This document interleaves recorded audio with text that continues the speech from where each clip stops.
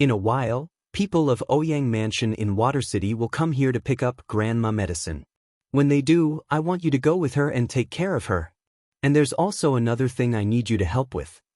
She was supposed to do that herself. But, under the circumstances, she didn't really have another choice. After telling him what she needed him to do, Yun-woo fished out a small bottle of pills and passed it to him. There are 3 antidotal pills here. When you show symptoms, each of you 3 should take one. And, however, Yun-woo knitted her eyebrows tightly before she could finish her sentence. Damn it. They came back so soon. Miss Woo, did something happen to you? Watching Yun-woo, who had a deep frown on her face, Li Shuyang asked in concern. Feeling the two chi getting closer and closer, Yun-woo didn't have time to tell him more details, so she made one last remark. Remember what I told you. If I don't come back, help me take care of my granny and little Leaf. On finishing the last word, Yun-woo leaped upwards. Meanwhile, she flipped her hands, conjured 2 flames, clasped them together, and with that a fire dragon appeared. Roar, dragon roars were instantly heard in the whole village. At the same time, she clasped her hands again, and with that a blue ice python materialized out of thin air, gelid chi spreading outwards. Hiss, hiss, down below, Li Shuyang widened his eyes in shock on the sight of this scene. Soon after the 2 elemental beasts were summoned, she saw that 2 black figures were rapidly approaching the cottage from the forest. Before the 2 arrived, Yun-woo enwrapped herself with wind element, turned into a beam of light and instantaneously disappeared into midair. You fledgling little girl. How dare you fool us? You're courting death. 2 cold and angry voices were heard, potent chi permeating in all directions. 18 and 19 whipped out their swords and instantly cleaved the fire dragon and the python formed of fire element and water element respectively. What kind of power was that? The noises attracted the attention of all villagers down below and those people outside the village, including Ouyang-ku. They were all surprised when they saw Yun-woo conjure up flames and water, which were then condensed into a fire dragon and a ice python. However, their surprise didn't last long, since the 2 middle-aged men showed up soon. When they saw that the 2 middle-aged men have the fire dragon and the ice python in a flash, everybody took a shiver, eyes full of amazement. Grand assassins?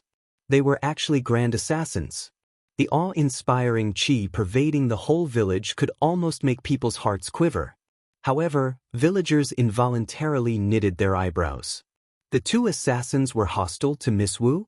There was also a deep frown on Ouyang-ku's face.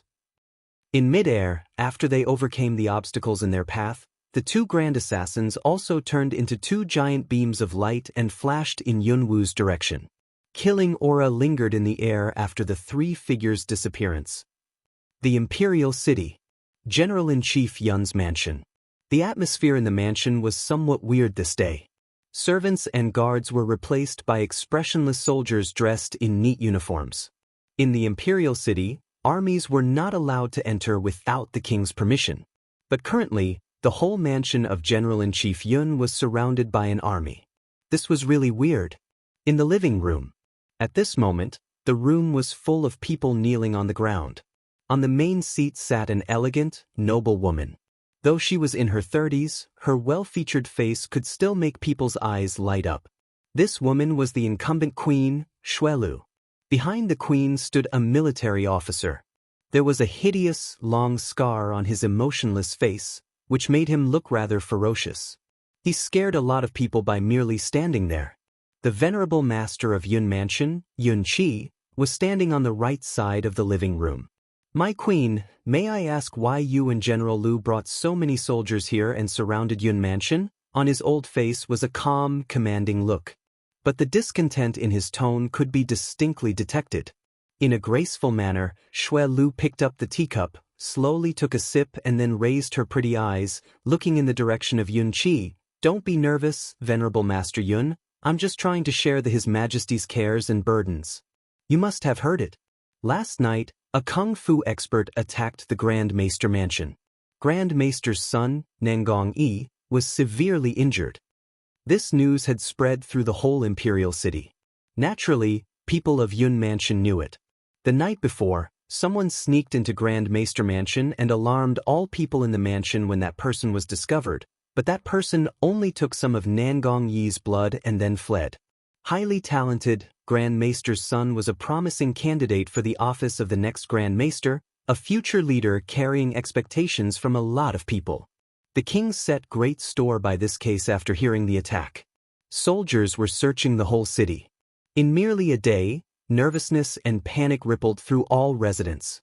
On this day, the queen led large numbers of troops, intruded into the mansion of General-in-Chief Yun and immediately replaced all guards in it with these soldiers. Outsiders thought that members of the Yun mansion did something wrong. May I ask what kind of relation there is between what Queen has just said and Yun mansion?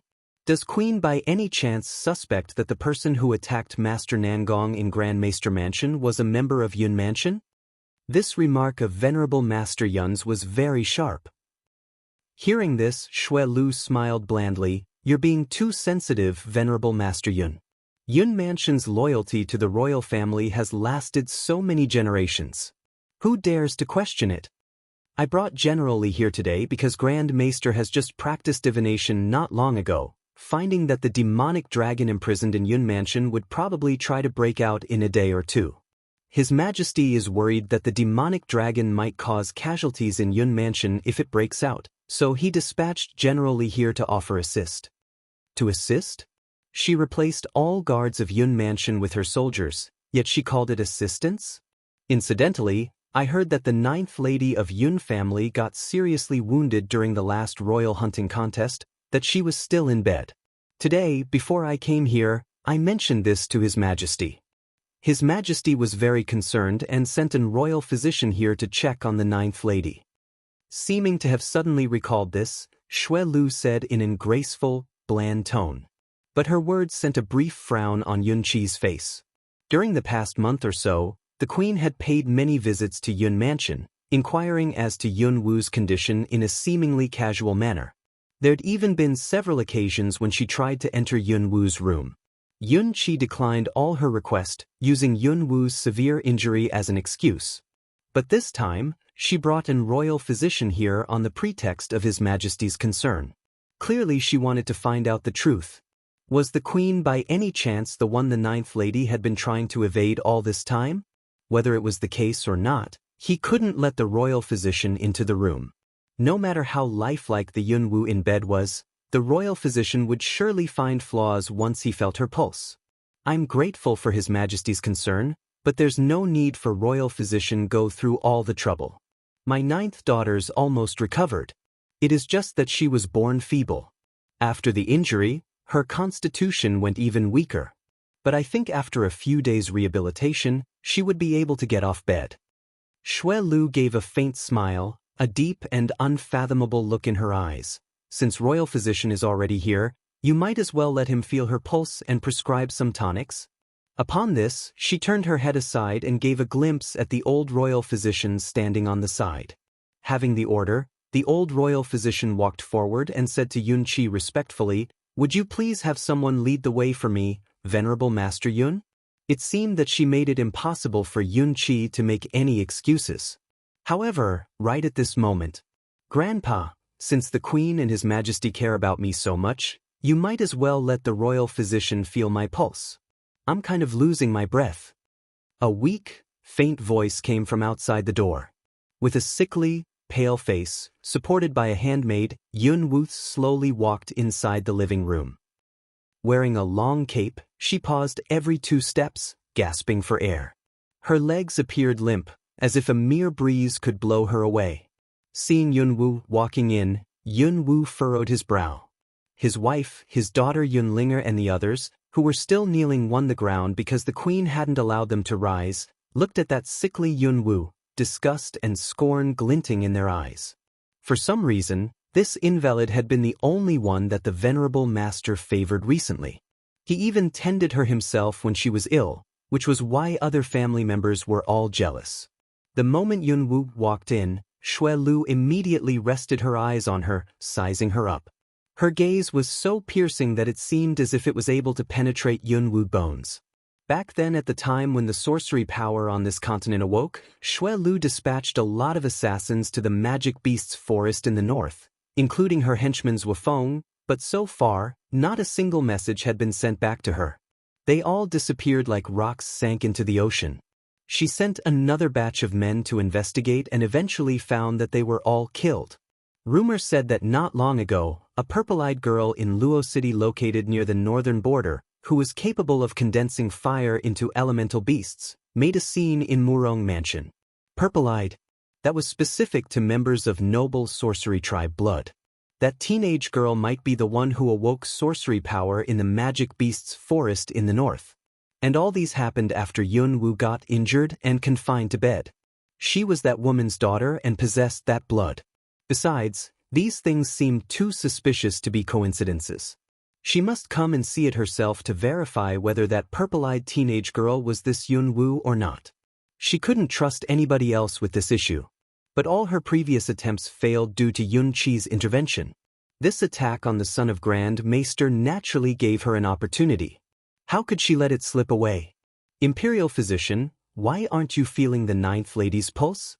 Xue Lu asked in a bland tone. Sitting in a chair on the side, Yun Wu cooperatively let the old royal physician feel her pulse, coughing occasionally, her face ghastly pale and lackluster, her eyes unfocused. The living room went quiet. After quite a while, the old royal physician withdrew his hand, turned around and said to Xue Lu respectfully, "My queen, the ninth lady is feeble and suffers from anemia caused by severe injury. She needs a few days to build up her health by rest and by taking nourishing food. Otherwise, the condition might become a chronic complaint."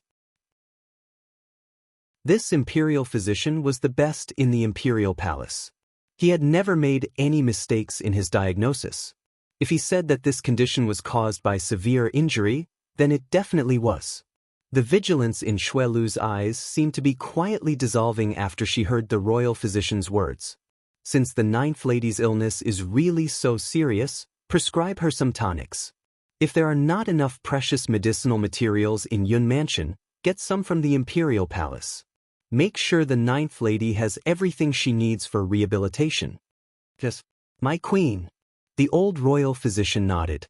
After taking a glimpse at Yun Wu, who was sitting in a chair with face as pale as white paper, Xue Lu stood up from the host seat and slowly walked towards her. Take good care of yourself.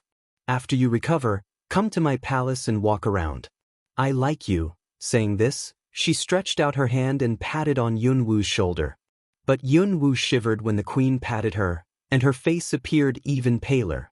After that, Xue Lu slightly curved her lips, turned around and glanced at Yun Qi. Venerable Master Yun, generally will stay in Yun Mansion for the next few days in case the demonic dragon makes trouble.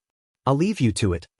After saying this, she turned around in a noble, graceful manner and slowly walked out of the living room, followed by those handmaids and eunuchs. Have a safe trip home, my queen.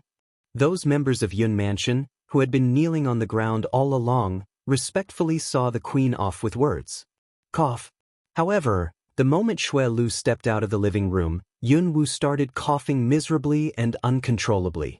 The smile on Xue Lu's face went bigger when she heard the cough after walking through the door. In the Ning courtyard. Nobody was allowed to enter this courtyard. Even those soldiers dispatched to Yun Mansion were kept out of it. At this moment, in a room, Yun Qi watched Yun Wu, who was sitting on a chair with a pale face but was sipping at her tea languidly. For you. By no means was this Yun Wu the one he arranged before. However, if this person was not the Yun Wu he arranged before, who was her? Yun Wu ignored him. After taking a couple of sips of tea, she slowly raised her eyes and looked at Yun Qi. It seems that it doesn't matter who I am. What matters is that the flaw in your arrangements nearly got her into trouble. Naturally, that hurt she mentioned was Yun Wu. On hearing this, Yun Qi furrowed his forehead. Who are you exactly? Surprisingly, she knew the issue about Yun Wu.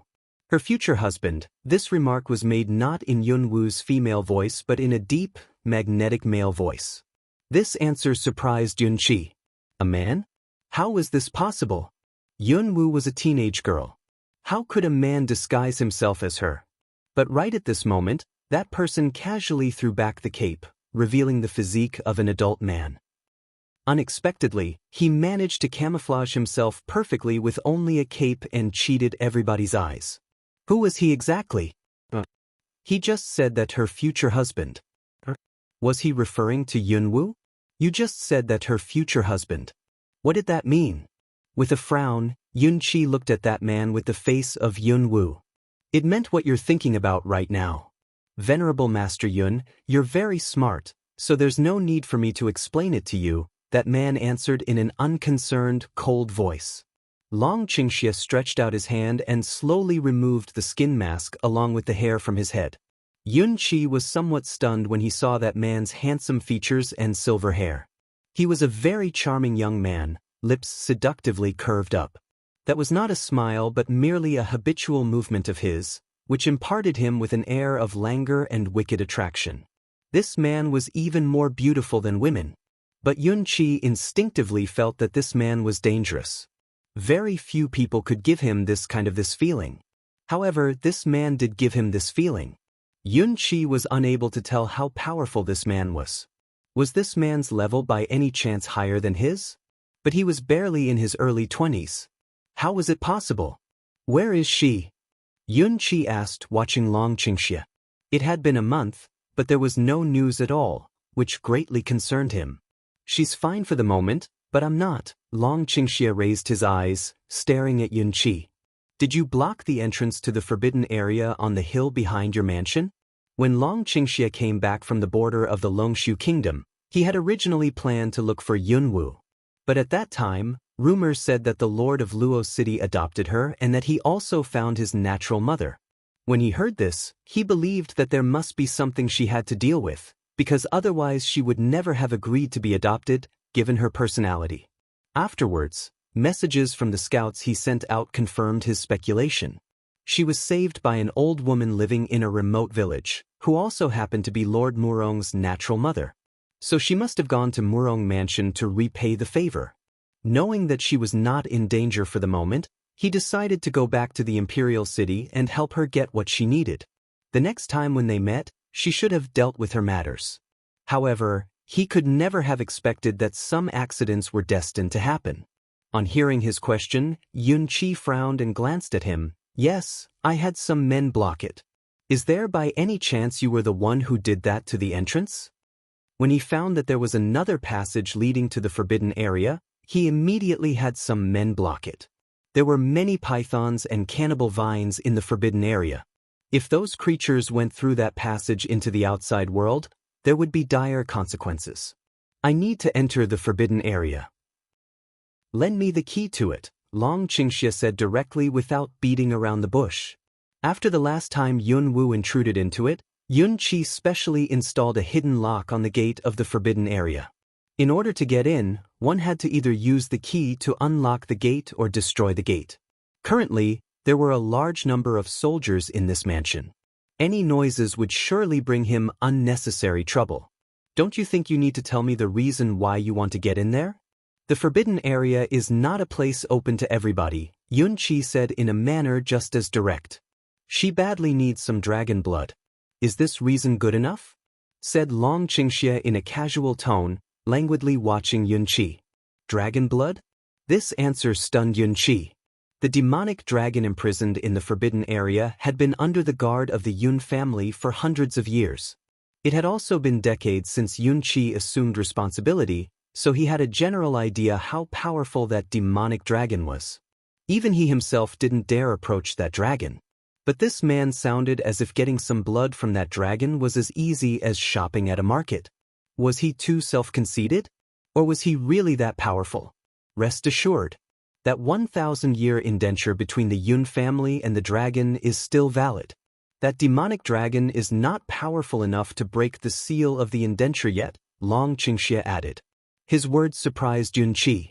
This man actually knew about the 1,000-year indenture between the Yun family and that demonic dragon? Who on earth are you? Hearing this, Long Qingxia curved his lips into a half-smile. I'm whoever you think I probably am. But as long as she acknowledges Yun Mansion, nothing will happen to this place. He broke off in the middle of a sentence. Did he mean that once Yun Mansion she disowned Yun Mansion? Yun Mansion would no longer be in peace? It was late at night. But in this dense forest, two figures were chasing a third one. It had been a full day. Yunwoo had almost tried every method she could think of but still couldn't get rid of the two grand assassins. That uncomfortable feeling caused by overconsumption of strength was getting intenser. If it weren't for that her will was strong enough, she would have gone limp and fallen down by now. That damn girl is really good at fleeing. I swear to God I'll break her legs after I catch her. After chasing her for a full day, the two assassins got somewhat annoyed. Two grand assassins actually failed to catch a teenage girl who was merely in early stage of Tier 7 after chasing her for a full day. If word got out about this, would they have the nerve to stay in this profession? And would they have the nerve to show their faces? This was so humiliating. 19 yelled furiously while pursuing her. His voice rippled through the whole forest. Yunwoo felt that she was exhausted. She couldn't just keep running. Howls of wolves suddenly came from the distance. There seemed to be a pack of them. Her chi was more powerful than before now, so the two grand assassins would probably detect her even if she tried to hide in this forest. Since I can't escape, I should kill them, Yunwoo thought. However, if Yunwoo decided to fight them, she would never suicidally launch an attack on the enemies when she knew very well she was no match for them. If she wanted to kill them, she had to seize the initiative. Even if she couldn't kill them, she would at least make them pay a heavy price. Instantly, Yunwoo clenched her teeth, gathered her strength and flashed towards the source of the wolf howls as fast as she could. Meanwhile, she fished out a book out of the storage space. That was a book on training animals, which she put on the bottom of the storage space and scorned to read. In her sight, most tamed magic beasts were no different from livestock, which she was totally uninterested in. But she recalled those tamed magic beasts that she saw in the training ground located in the forest of the Murong family in the suburb of Luo City. Maybe she could find some kind of secret method of taming magic beasts without erasing their beast nature. But after reading every page of the book, she found that all those beast-taming skills recorded in it were just common ones. Clearly it was impossible to have a magic beast follow orders while it still had its beast nature.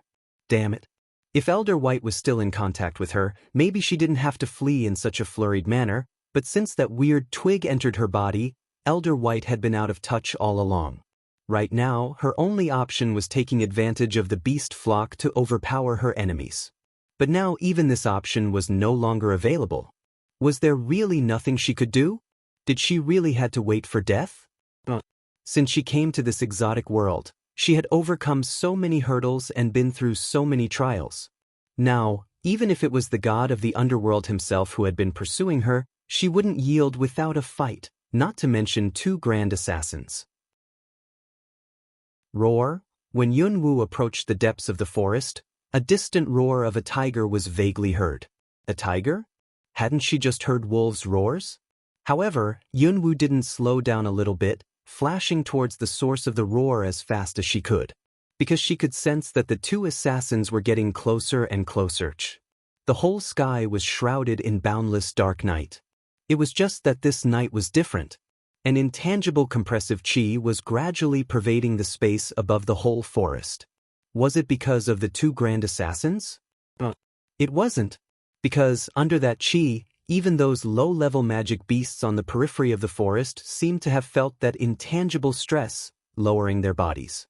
They stayed still even when Yunwoo passed them. This was by no means from the two assassins. Originally, Yunwoo barely felt anything.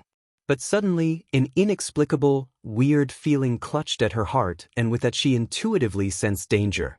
And what gave her that feeling was in the front. Another howl was heard. It was more distinct than those previous vague ones. This suggested that Yunwoo was getting closer and closer. Damn girl. I'll break your legs the moment I catch you. A cold, angry yell emanated from a position not far away behind her. Yunwoo knitted her eyebrows tightly together. It seemed that she didn't have any time to hesitate. She had to either fight the two grand assassins behind her or keep progressing.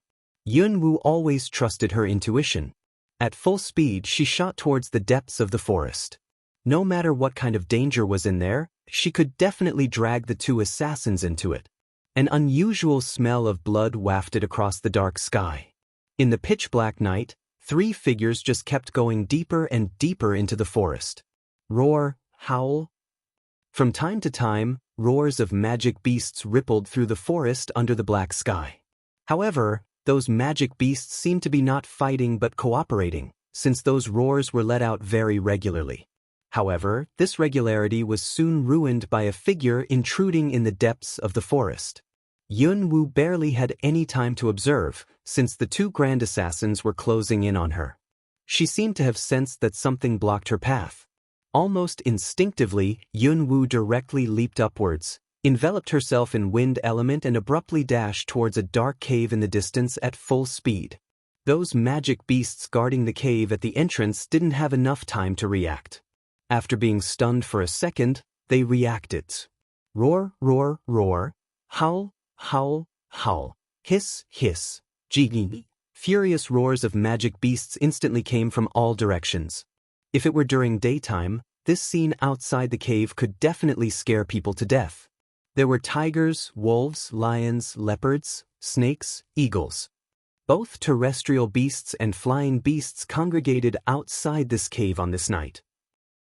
Innumerable magic beasts crowded almost the whole depths of this forest, green light gleaming in their eyes. However, when those magic beasts were provoked, another 2 figures shot over at full speed. Quack! Eagle condors' piercing shrieks were heard. Before the 2 grand assassins could enter the black cave, a flock of eagle condors flew upwards, letting out furious shrieks that could almost perforate people's eardrum. Roar! Wrathful roars of numerous beasts were heard.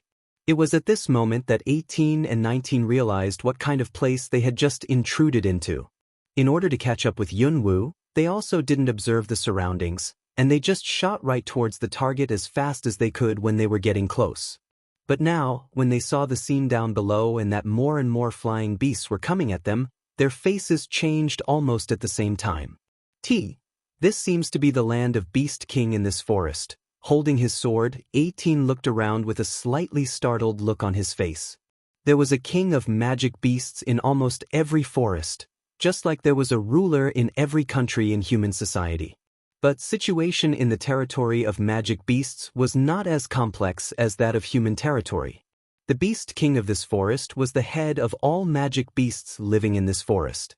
Generally speaking, the land of Beast King was surrounded by a lot of magic beasts. Humans, once intruded into the land of Beast King, would be attacked by magic beasts living in this forest. As a result, even if humans wanted to hunt magic beasts, they usually did it on the periphery. Hardly anybody would venture into the depths of the forest. Today, they dared to intrude into the land of Beast King? 19 swallowed hard. That eagle condor leading the pack was at Tier 5, and all those behind it were at Tier 4 at the lowest. Tier V magic beasts were nothing in their eyes if there were only a small number of them. But currently, there were hundreds, even thousands in front of them.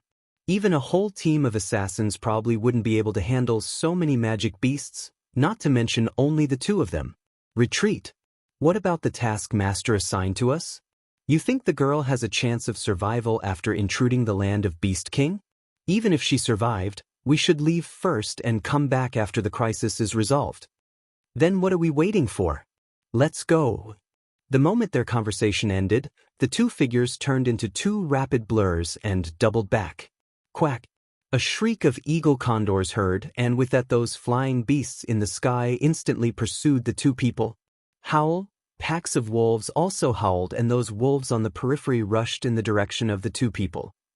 While the tension built outside the cave, Yun-Woo, who had just dashed into the cave, was also having a torturous experience. It was dark all around and she could barely see anything. As a result, she fished out a legendary luminous pearl out of the storage space. It was under the light of the legendary luminous pearl that she had a clear view of this place. The cave? No, it was a black cavern, a big black cavern, a bottomless black cavern. Even with the legendary luminous pearl, she still couldn't see how deep this cavern was. However, she was now standing on a soft, sticky ground. That seemed like some kind of viscous liquid, but Yun-Woo had no idea what that was exactly. She just felt that her shoes were firmly stuck on the ground, and that she couldn't move a single step, as if she was immobilized. While Yunwoo was trying to pull her feet out of that liquid, a foul wind blew out past her from the depths of the cavern. That was a funky smell of blood. Yunwoo knitted her eyebrows tightly together. That smell was very disgusting. At this moment, a spotted snake about the thickness of human trunks slowly slithered through the entrance inside the cavern. In its green, eerie beast eyes, there was a murderous look like that of human. Hiss! It closed in on Yunwoo. Yunwoo's face went slightly pale. This spotted snake was in peak stage of Tier 5.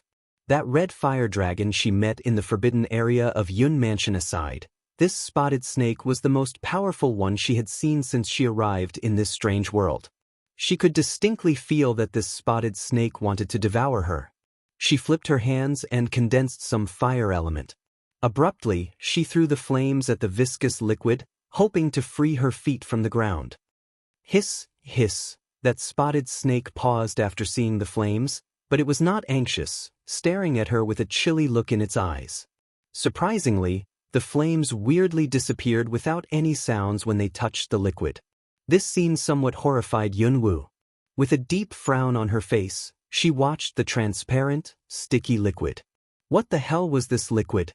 Hiss, hiss, as if it possessed modalities like those of human, a faint sneer appeared in the eyes of the spotted snake.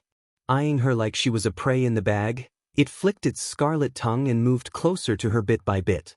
Yunwoo's frown creased deeper as her face grew even paler. Because at this moment, she felt powerless again. As if the spotted snake could devour her in a single gulp if it decided to launch an attack on her.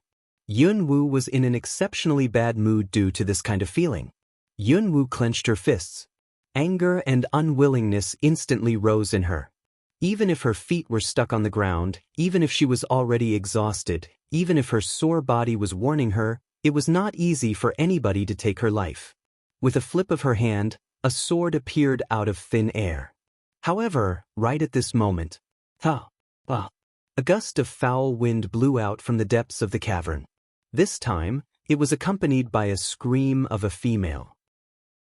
The spotted snake was about to pounce on Yunwoo, but when it heard the scream, it ignored Yunwoo, twisted its body and quickly slithered towards the depths of the pitch-dark cavern, as if it had just received some kind of order.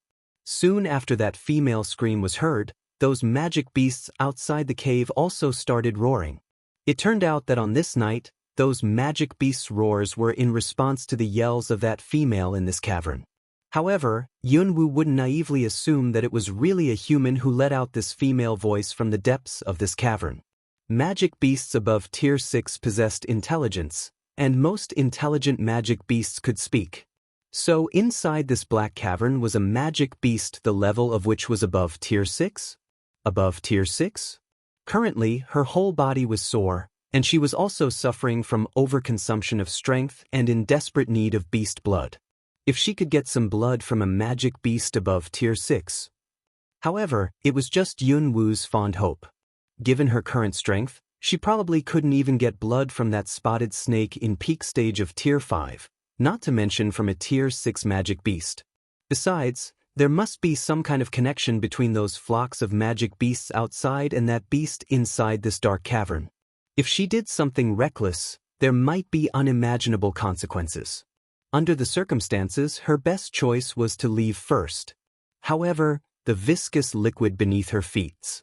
Since fire element didn't work, she started trying other kinds of element.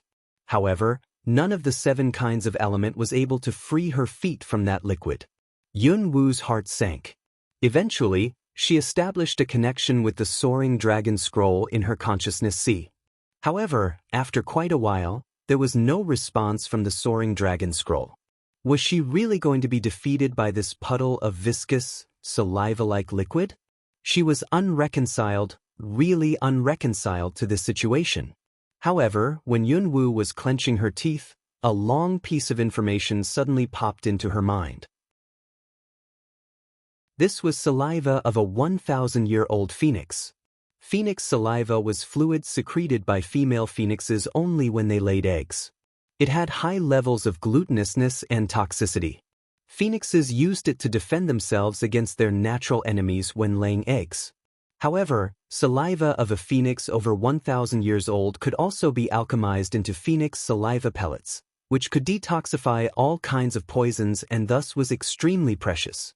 People could only come by this kind of thing with luck, but not by searching for it. After reading the message in her mind, Yunwoo lowered her head with a rather surprised look, watching the sticky liquid beneath her feet. This was saliva of a 1,000-year-old phoenix? So it was not some tier 6 magic beast but a phoenix in this cavern? And it was over 1,000 years old? Was this possible? At this moment, another piercing, pained scream came from the depths of the cavern. Meanwhile, smell of blood was carried out by a gust of wind. Yunwoo broke out in a sweat after hearing the scream. Would she by any chance encounter another beast suffering from dystocia? She believed she should figure out a way to free herself from this liquid first. Soaring Dragon Scroll, can you help me out? Yunwoo asked the Soaring Dragon Scroll in her mind. After a while, another piece of information appeared in her mind, the primal fire. Phoenix saliva could only be melted with the primal fire. After being informed of this message, Yunwoo didn't know whether she should feel delighted or sad. Back then when she was in the magma pool in the forbidden area, she had swallowed the primal fire and absorbed it. Now it was in her consciousness space along with the fire dragon pearl. However, the primal fire had been staying in there quietly all along after she obtained it. It seemed that there was no way to guide it out of her body and utilize it.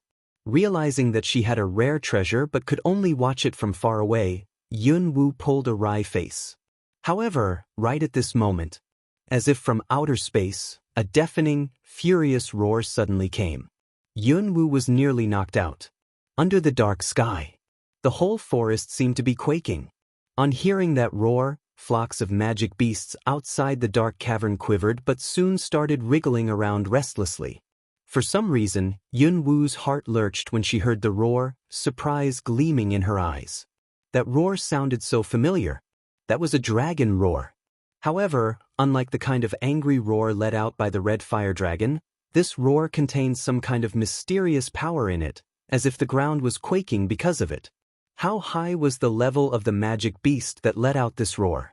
Yunwoo didn't know, but judging by the momentum of it, this magic beast was definitely more powerful than that red fire dragon.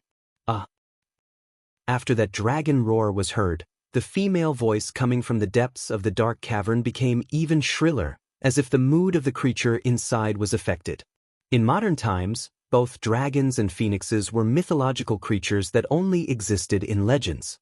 Yunwoo had never expected that these two kinds of creatures would appear at the same time on this night. She could tell from the momentum of the roar that the dragon came with evil intent. Given that her feet were stuck on the ground in the nest of a phoenix, she was in a very unfavorable situation. Soaring Dragon Scroll, what do I have to do to guide the primal fire out of my body? Yunwoo asked again. However, it gave her no other response. It made sense. The Soaring Dragon Scroll was merely a spiritual scroll in which information about everything in this world was documented. It was not an intelligent creature. Naturally, it couldn't answer her every question. Oh, that annoying, thick-bearded door god. He's the door guard of the Hundun Palace. He must know it. Yunwoo gathered her powers of concentration and with that her spirit entered her consciousness space. Thick-bearded guy. Her voice resounded around the spacious place. But there was no response to her impolite call. Uncle Dorgd, would you mind putting your arrogance aside for a moment and show just a little respect for my feelings? Yunwoo had always wanted to pull the beard of that haughty door god off his lips. But now, she needed his help, so she didn't dare yell at him like she did the last time she came here. She waited for a little while longer. When Yunwoo was running out of her patience and decided to go straight to the depths of the consciousness space, a deep, dignified and impatient voice came from the distance. You think your feelings are worth anything? This was exactly what Yunwoo said to Yunqi back then. How dare this damn thick-bearded man talk back to her with her previous words? However, Yunwoo scorned to argue with him. Okay, they're worthless. But you're a door god who lives in a noble, superior and celestial place, and you don't need money, so it's fine if they're worthless. Tell me, what do I have to do to get that primal fire out of my body? The figure of that thick-bearded man was still nowhere to be seen in the space. Fortunately, that thick-bearded door god seemed to be pleased by her words. That deep, dignified voice slowly came. With your body as a carrier, use your spiritual power to control it. But I have to warn you, little girl. The primal fire is the origin of all fire. You're not powerful enough to control it yet. Besides, given your current physical condition, it's not the right time to guide it out of your body. There's a very high risk that you'll get yourself killed during the process. And then the thick-bearded door god's voice disappeared again. Her body? That was right. She had been trying to revive her body all along. But the current situation gave her no choice. If she didn't do anything and just stood there, she would still be killed after that dragon came here or that phoenix inside the cavern finished laying eggs. So she might as well risk it. Besides, she frequently told herself that she was the one who was in control of her destiny, not God. She had already daringly swallowed the primal fire. Now she just wanted to guide it out of the body to put it to use. She didn't believe that this would kill her. Because of that thick-bearded door god's warning, Yunwu was very cautious with her every move. With her body as a carrier, she exerted her spiritual power on the primal fire enveloping the fire dragon pearl and guided a third of it to her right hand. Outside the dark cavern, almost all magic beasts were fully alert, guarding the dark cavern. At this moment, numerous magic beasts lurked in the dark, vigilantly staring at the black sky, as if they were waiting for something to come. Inside the cavern, as Yunwu drew the primal fire out of her body bit by bit, the temperature in the dark cavern was rising rapidly. Soon, it became so hot in the cavern that it seemed as if things were about to combust spontaneously. Hot. Painful. The heat was so unbearable that Yunwu felt as if her soul was about to catch fire. However, compared with the agony she endured when she swallowed the primal fire or when she was trying to absorb the 7 elemental powers, this pain was within tolerance. Besides, she merely extracted a third of the primal fire. Hiss, hiss. But as the temperature increased, that spotted snake was lured out of the depths of the cavern. The spotted snake had just slithered out of the dark when it was greeted with blazing heat and drew back immediately. Hiss. The hisses it let out sounded somewhat angry. At this moment, the pained shrieks coming from the depths of the dark cavern was becoming louder and more frequent. Was the egg about to be laid? For some reason, a sudden pang of horror clutched at Yunwu's heart when she heard the piercing, pained scream and she was distracted. Zeech. The skin of her shoulder spat and with that, as if someone had just pressed a red-hot branding iron on her, a weird mark which looked like the shape of a flame appeared on her shoulder. The pain was sharp. Yunwu broke out in a cold sweat but didn't dare to be distracted again, though she was in burning pain. Bit by bit, she guided the primal fire through her right arm and gathered it in her right palm. When the primal fire popped out of her palm, the heat was so intolerable that she felt as if all the water in her body instantly evaporated, which almost knocked her out, since she was already exhausted. This fire was so powerful. That was just a tiny, magenta flame, which was only 1/3 of the primal fire, but the power it contained was so great that even Yunwu felt horrified. She seemed to have partially understood why it was called the primal fire. It was actually the origin of all fire in this world. If somebody managed to harness the energy it contained, he or she would be able to burn everything in the world. Burn everything in the world? How much energy would it take? Yunwu didn't know why she had this kind of feeling, but she just instinctively knew it. However, right at this moment, a sudden wave of fear swept over Yunwu, as if a sharp dagger was about to stab into her back. What was that? Yunwu turned her head back and looked around the cavern. When she saw those unknown black things all over the wall wriggling, an ominous premonition rose in her. Rustle. A chilling rustling giving people goosebumps was heard, as if something was sliding across sand. What was that? Yunwu really didn't know, but she had an intuition that those things would eat every single bit of her if she touched them. However, seemingly afraid of the saliva of a 1,000-year-old phoenix on the ground, those black things were merely wriggling on the wall, as if they were waiting for Yunwu to dissolve the phoenix saliva. waiting for her to dissolve the phoenix saliva? Yes, for some inexplicable reason, Yun Wu had this strange feeling. These damn things were really cunning, she thought. It was very likely that they would launch an attack on her the moment she dissolved the phoenix saliva. Thinking of this, Yun Wu wavered between dissolving it and standing by. Roar. Judging from the roar, that dragon seemed to be getting closer and closer. The roar made her eardrums ache and her blood vessels dilate. The pain screams from the depths of the cavern were also getting louder and more frequent. Meanwhile, those magic beasts outside also became excited, roaring all at once. Clash. Sounds of a struggle and weapons clashing together were heard. Sounds of a struggle? If the dragon had come here, there shouldn't be sounds of weapons clashing together. Humans. Judging by the sounds, there were plenty of people out there. It was merely a phoenix laying eggs. Why did so many people come here? A dragon coming here was understandable. What did these humans come here for? It seemed that they were really not afraid of death. What Yun Wu didn't know was that on this Shenzhou continent, dragons and phoenixes were divine species of the same status. In human society, many people tended to compare an emperor to a dragon and an empress to a phoenix. But in fact, dragons represented water and were hailed divine beasts of water, while phoenixes represented the sun and were hailed divine beasts of fire. Technically, phoenixes were of nobler blood than dragons.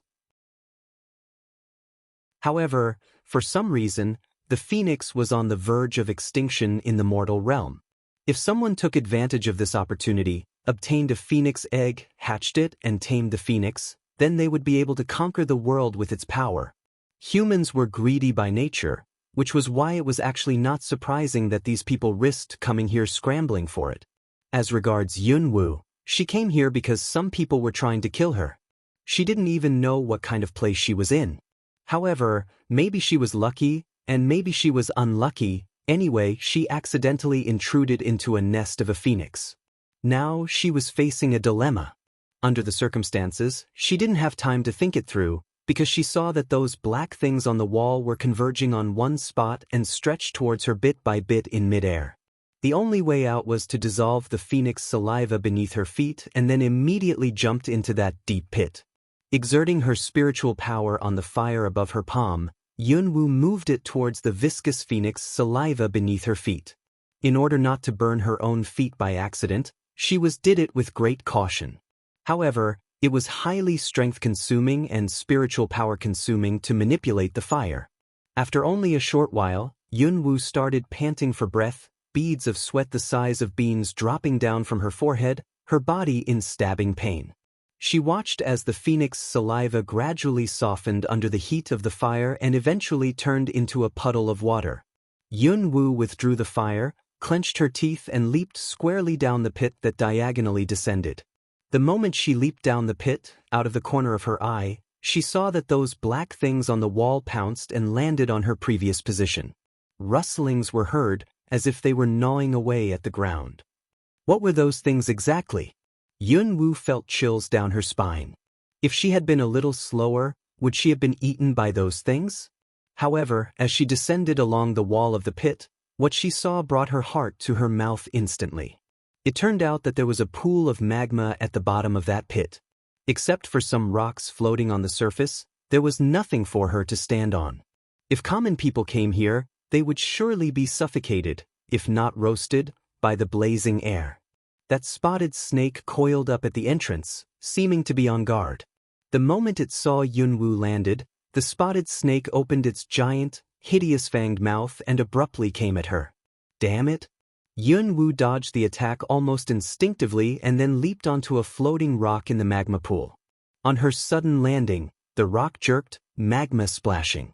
A couple of droplets of magma splattered across the spotted snake that was hurtling towards her. Its skin spat, giving off smell of burning flesh, and it abruptly drew back. The heat of the magma was undoubtedly terrifying. After regaining her footing, Yun Wu was also somewhat amazed.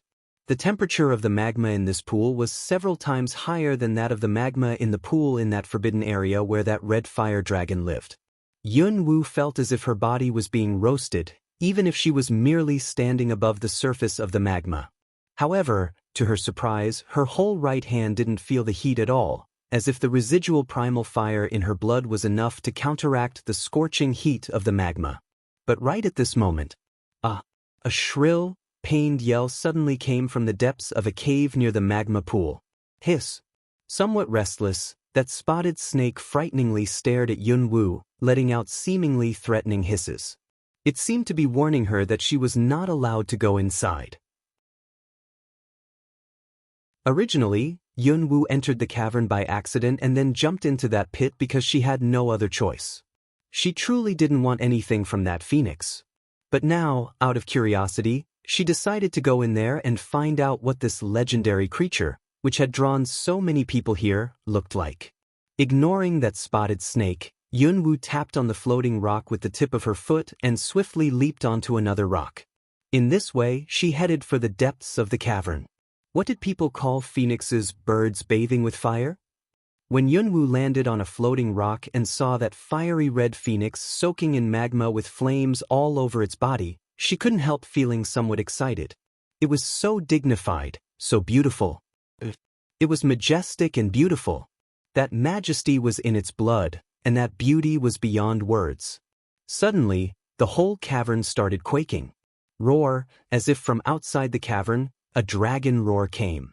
The whole cavern was quaking, along with the magma in the pool. Yunwu was still in amazement, but because of the quaking of the cavern, she was losing her footing. Almost out of instincts, Yunwu immediately clenched her teeth, enveloped herself with space element and disappeared out of thin air. Right at this moment, the phoenix in magma raised its head and squeaked out a shrill cry, magma splashing around. Finally, a fiery red egg was laid. Phoenix, how dare you gave birth to its child? At this moment, a gruff, loud voice full of anger abruptly came from the entrance of the cavern. It took almost merely an instant for it to travel such a long distance. In the blink of an eye, a giant black dragon stormed over with furiously widened eyes. Black dragon, don't go too far. You've been pursuing me since I was in the dragon phoenix realm. Now I'm in the mortal realm.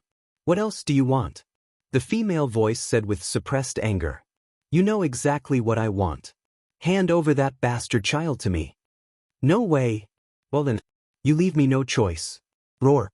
With a roar, potent chi instantly pervaded the cavern, and with that the black dragon rapidly hurtled towards the phoenix in magma. The flames on the phoenix instantly flared up. It raised its head, let out a squeak and stormed towards the black dragon head-on. The dragon was mighty and aggressive, while the phoenix, however, had an air of majesty about it, like that of a goddess. However, bang bang, boo, boo.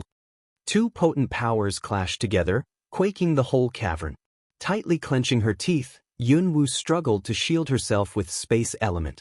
If she showed herself, there was no doubt she would become a hapless victim of that power the moment she did it. But all of a sudden, Yunwu felt the rock beneath her feet start quivering. She lowered her head, flicked a look at it, and was somewhat terrified. The floating rock broke apart, magma splashing around. Her whole body, no, all the magma and floating rocks in the pool instantly started churning. And the cause of this was the phoenix and the dragon. Yunwu's face went ghastly pale. Heedless of other concerns, she immediately gave up the space element shelter, enwrapped herself with wind element, and leaped upwards. Unlike that occasion when she was in the forbidden area, if she got entangled in this magma, she probably would be melted completely without a single piece of her body left. A human? How dare this human intrude in this place? You're courting death. The moment the black dragon finished the last word, it hurled a bolt of fierce chi at Yunwu. Damn it! Yunwu cursed in a low voice and dodged aside in a flustered manner. Fortunately, the black dragon's target seemed to be that egg the phoenix had just laid, and it had nothing but scorn for Yunwu, who was merely a human. Roar!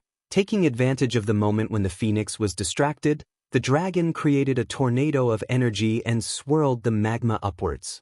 Realizing what the dragon was trying to do, the phoenix squeaked furiously and erupted lances of flame towards the enemy. No human could survive the power undulation generated by a fight between two divine beasts. Given her over-fatigued body, Yunwoo certainly didn't stand a chance. Under the power, she felt as if somebody was dismembering her with a saber and a saw. The pain was so unbearable that she nearly spat blood. This was an opportunity for her, so she immediately swished towards the entrance of the cavern. However, a red sphere suddenly flew over to her. As if out of instincts, she stretched out her hand and caught it. When Yunwoo saw what that thing in her hand really was, she was somewhat stunned. An egg? That was an egg about the size of a football, but it was giving off a mysterious, black chi. It felt both a little hot and a little cold, which was very weird. What was going on? Wasn't this the egg that the phoenix had just laid? Why did it suddenly fly to her? Did this egg by any chance have consciousness? Did it take to her at first sight and decide to follow her? But clearly she thought too much. When Yunwoo saw that a whirl of magma driven by the tornado was coming squarely at her with a wave of scorching heat, her face suddenly turned colorless. Fuck. She nearly blurted out a four-letter word. Instinctively hugging that egg tight, she swished towards the outside of the pit as fast as she could. My baby! The thundering bellow of rage rippled through the cavern like furious tides, everything in the cavern shaking violently. The moment Yunwoo flashed out of the pit, she abruptly gasped in horror at the sight in front of her, eyes wide open. Those black, wriggling creatures almost occupied the whole entrance of the cavern. Some of those people who were fighting outside the cavern intruded inside and accidentally touched those black creatures crawling all over the wall and the ground. Rustle. With a rustle, before they could scream, those creatures devoured them, not leaving a single bit. The whole entrance of the cavern was blocked by those black creatures. She could distinctly feel that the scorching heat was getting closer and closer from the depths of the cavern, indicating that the energy undulation generated by the fight between the phoenix and the dragon was spreading outwards. If she stayed here, she would surely be dead in a short while. God damn it. You got me into serious trouble. There was no time for her to do more thinking. Yunwoo hurriedly exerted her spiritual power on the 1/3 of the primal fire that she had withdrawn, guided it through her arm, and with that a flame popped out of her right palm. With facilitation of fire elemental power, the primal fire flared up, and with that Yunwoo hurled it towards the ground. Rustle. On contact with the fire, those black creatures instantaneously ignited. Feeling that she was depleting her spiritual power, Yunwoo gathered all her strength, enveloped herself in fire element, and flashed along the path of fire out of the cavern. On getting out of it, she focused her attention on the primal fire burning among those black creatures and withdrew it. Taking advantage of the chaotic fight, she quickly fled in a direction where nobody was ahead. She felt that she was about to collapse. After she arrived in this exotic world, this was the first time that she had exhausted both strength and spiritual power. There was sharp pain all over her. But she mustn't stop. She just kept rushing forward, as if with her formidable willpowers. Sounds of the fight between those people and between the dragon and the phoenix, as well as the roars of rage let out by the two mythological creatures, could still be heard. Clearly, this was not going to be a peaceful night in this forest. How long have I been running? Yunwoo had no idea.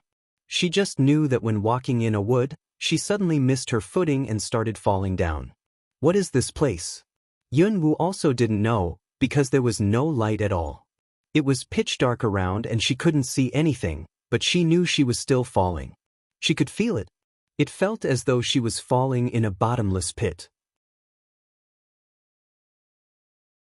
Currently, Yunwoo didn't even have enough strength to move her fingers. Due to overconsumption of strength and lack of beast blood supplement, waves of tearing pain were rushing through her every nerve. She was exhausted and all she wanted to do was close her eyes and have a sleep. And she did that. Or, because of that egg in her arms, the state of which had been alternating between hot and cold, her body inexplicably descended into intense sleepiness. After a short while, Yunwoo flaked out. The moment she fell asleep, that red egg in her arms suddenly started shining at regular intervals as its temperature alternated between high and low. Right at this moment, some green strips like willow twigs stretched out of Yunwoo's abdomen, looking very weird. And then, with a swish, those strips shot towards the wall and adhered to it. Yunwoo's body instantly stopped falling, hanging in midair in this pitch-dark pit, her abdomen facing upwards. Just like this, the red egg in her arms quietly waited to hatch, absorbing the residual primal fire in her right arm bit by bit. Yunwoo stayed in deep sleep one day after another. Soon, a month passed by and she still didn't wake up. Because of her missing, some secret organization threw the Luo city into chaos. For the same reason, magic beasts launched an unprecedented mass attack on the border. However, this girl sleeping in this dark pit was totally unaware of any of this. Everything stayed the same around her. An extra half a month passed. The pitch-dark pit was suddenly lit by a red light accompanied by scorching heat. Surprisingly, those willow twigs adhering to the walls had grown a lot bigger, looking exuberant and vigorous. Yunwoo was no longer hanging but lying on those willow twigs. Crack, crack, crack.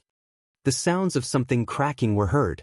Yunwoo, who had been asleep all along, was waken up by those cracks coming from beside her ears. It's so hot.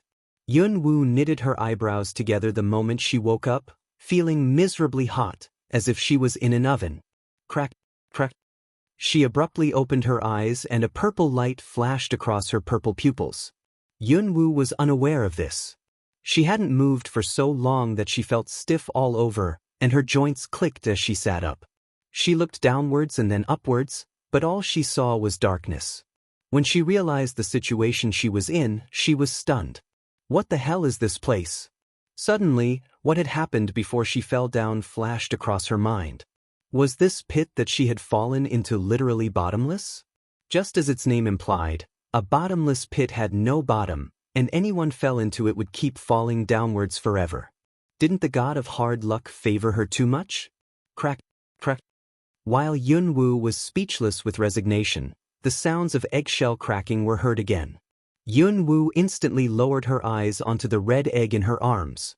On the sight of it, Yunwoo was taken aback. The egg, which was originally about the size of a football, had grown to over twice its original size. It was shining intermittently, the color of the light alternating between red and black, which imparted an thick air of mystery to it. She merely had a sleep, yet it grew so much bigger? Crack, crack. For some inexplicable reason, sounds of eggshell cracking became more frequent, as if the little creature inside the egg was about to hatch out. It was said that it took a hen 21 days to hatch her eggs, but this phoenix egg hatched after merely a sleep of hers?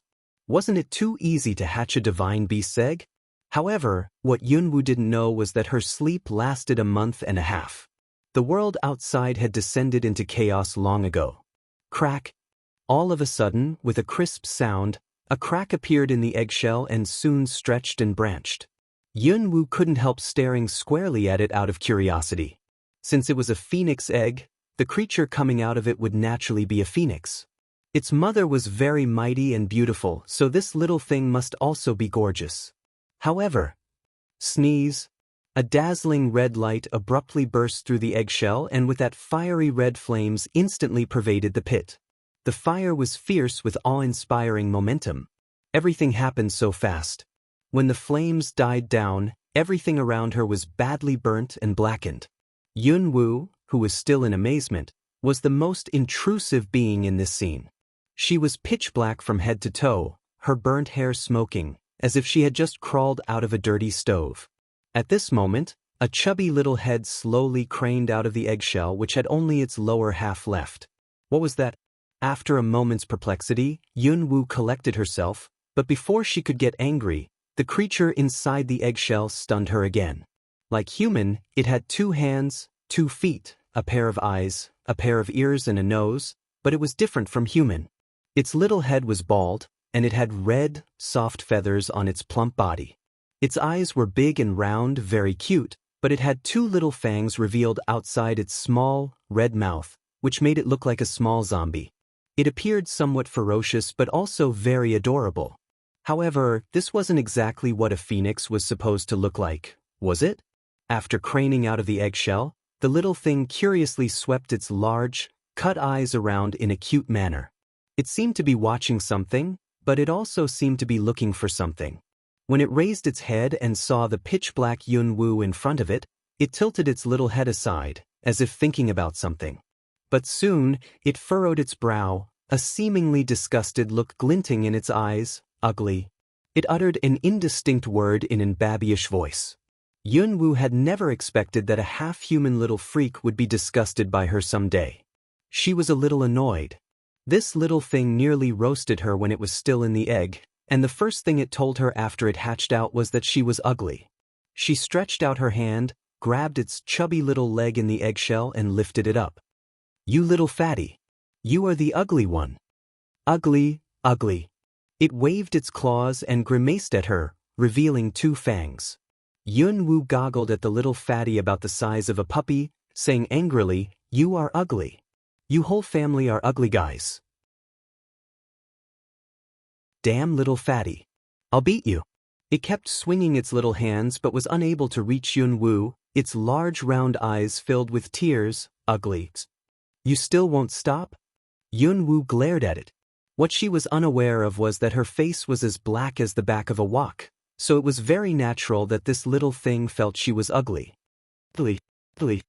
Yun-woo fixed the little thing in her hand with a stare, feeling extremely depressed. Eventually, she realized that she was kind of being too childish. Why am I taking this little thing's words so seriously? She loosened its grip and dropped it into the lower half of the eggshell. "Stupid little fatty. I'm too busy to argue with you," she murmured. Yun-woo moved the eggshell aside, stood up and stretched out a little, finding that both her strength and spiritual power had been fully restored. So she decided to figure out a way to get out of this place. However, it was at this moment that she discovered that those willow twigs were rooted in her waist. After scanning her body with spiritual power, she gasped in amazement. It turned out that it was the branch in her abdomen from which those twigs sprouted. That branch rooted in her flesh had turned into a seed sprouting a lot of green shoots, which took root near her dantian and was growing as the golden red pearl spun. What was that exactly? These twigs had sprouted from her flesh. Would she be occupied by it and become a tree someday? The more she thought about it, the more afraid she felt. She couldn't help wondering whether there was a way to extract that weird branch out of her. If she were still in her last incarnation, maybe she could extract it with a surgical operation, but in this exotic world, who else could perform a surgical operation like that apart from herself?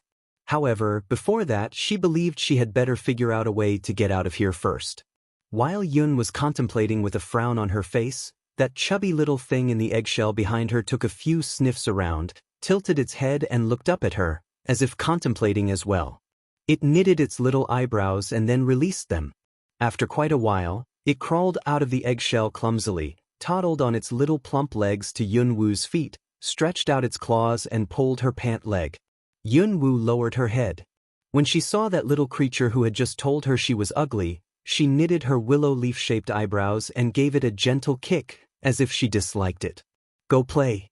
Leave me alone." That chubby little thing lost its footing due to that gentle kick and rolled away. It almost fell off the willow twigs.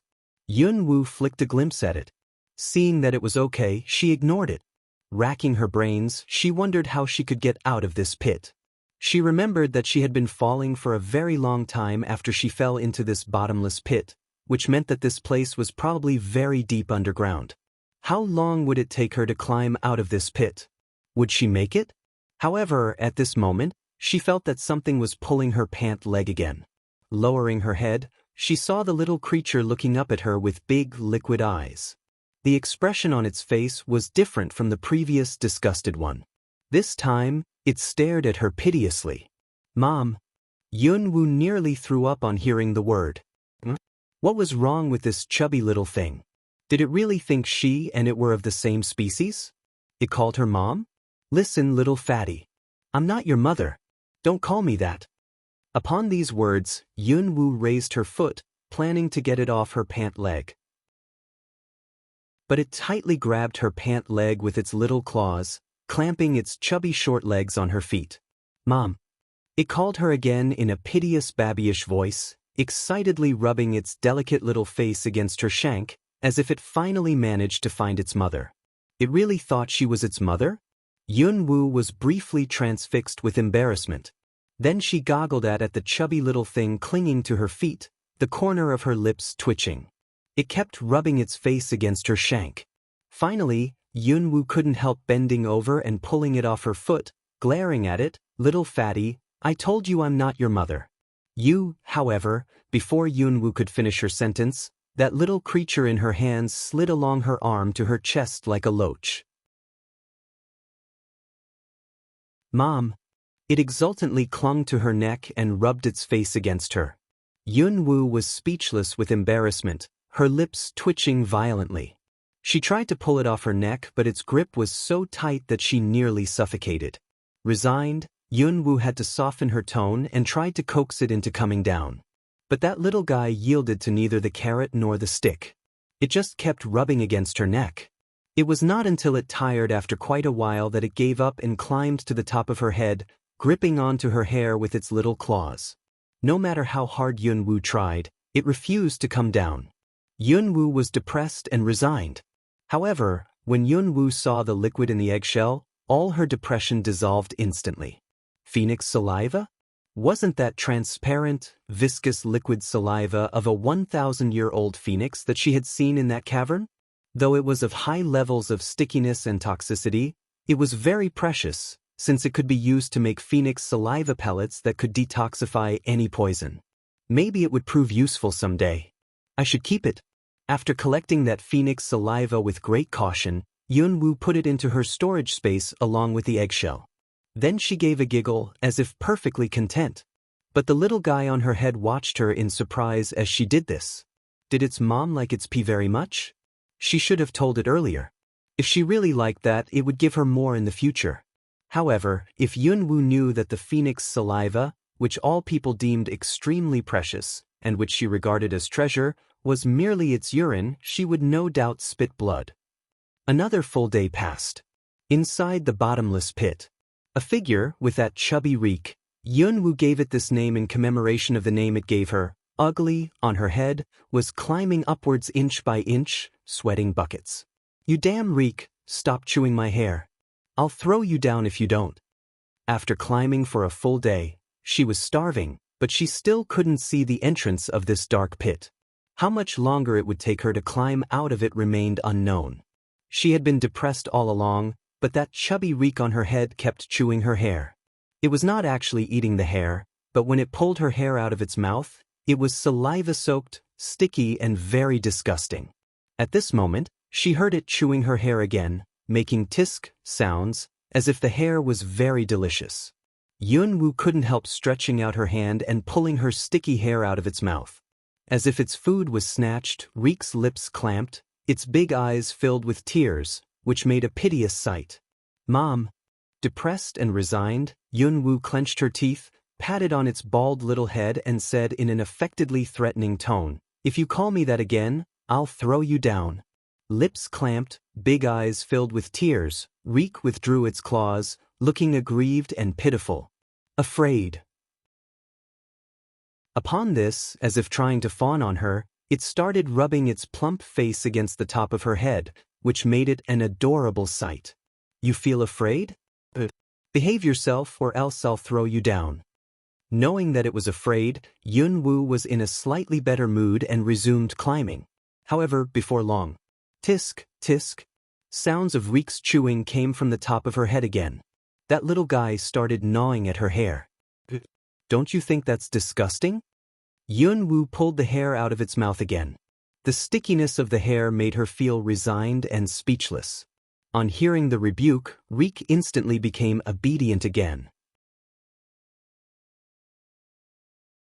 However, before long, it started again.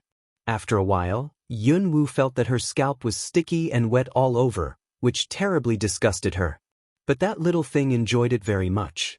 At first, after Yun-woo reprimanded it, it felt afraid and behaved itself for a while, but now it gnawed on her hair freely and happily. Every time Yun-woo pulled the hair out of its mouth, it started chewing hair on the other side. The more frequently she tried to stop it, the more happily it continued. Eventually, Yun-woo gave up and didn't even bother yelling at it. Chew on it. Chew on it. Chew on it as long as it wanted. The hair was so dirty. If it liked chewing on it so much, let the hair disgusted it to death. Depressed as Yunwoo was, she still kept climbing upwards with great efforts.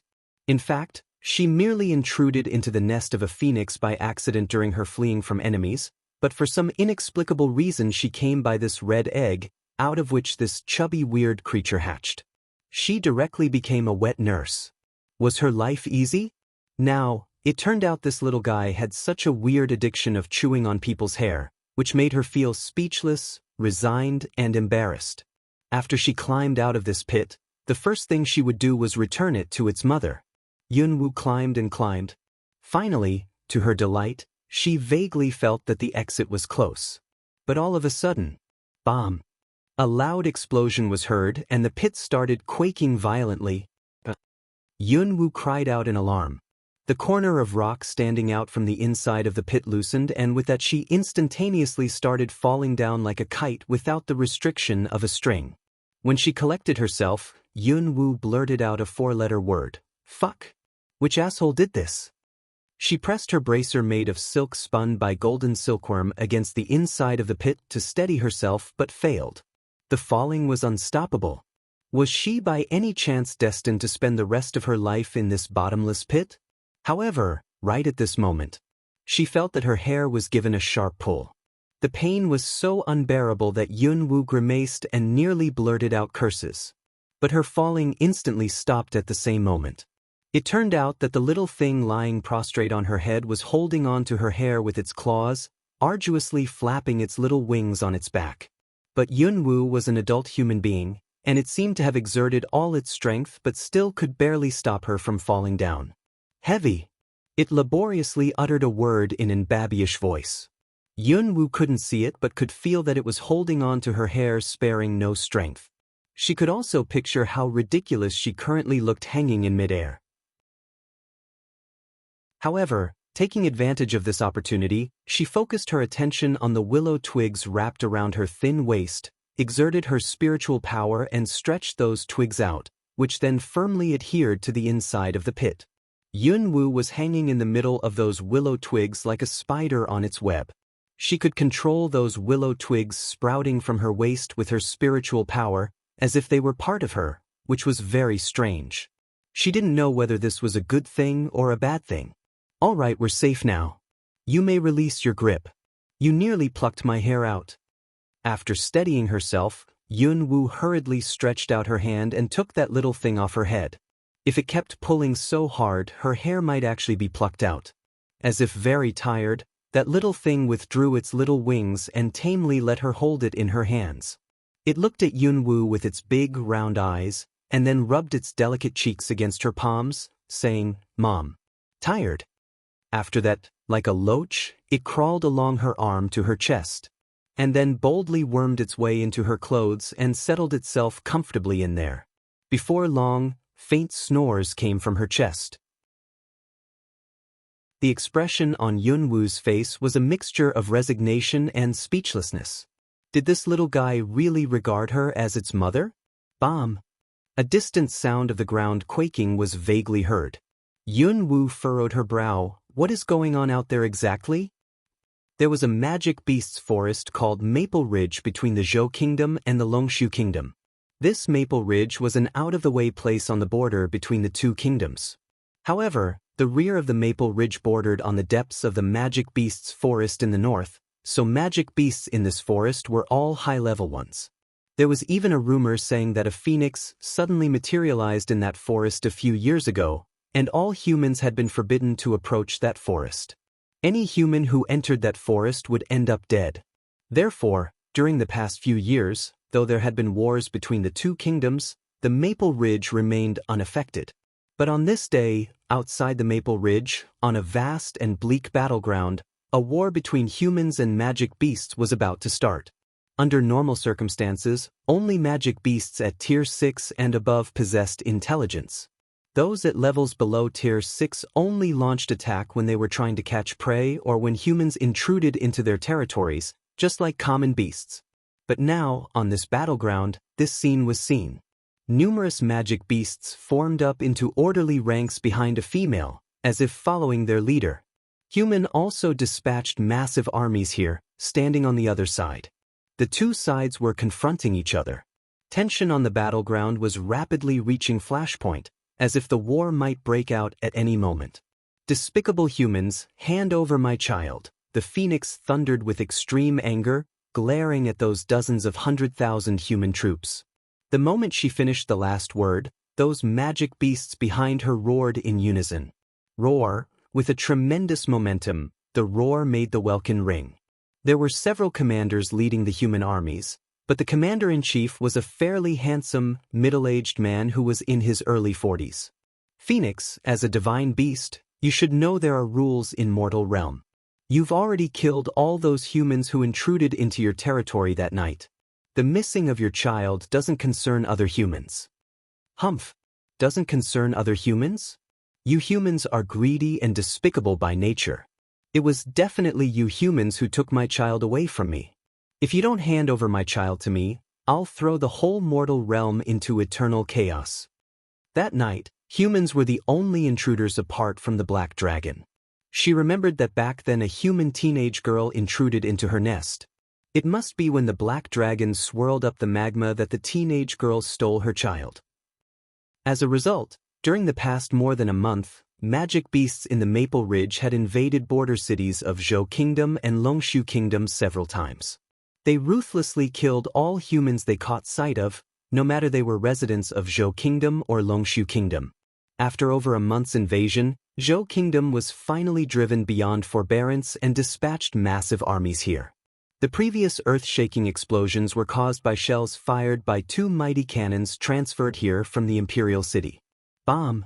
When Yun Wu finally managed to climb out of that bottomless pit, another explosion was heard, quaking the ground.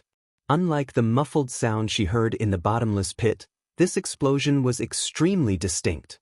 Yun Wu wiped the sweat off her forehead and couldn't help mumbling, "A cannon? There are actually such things as cannons existing in this exotic world?" But the explosion seemed to be accompanied by vague sounds of people fighting. She felt that the source of the sounds was very far away. "Mom!" A babyish voice came from her chest.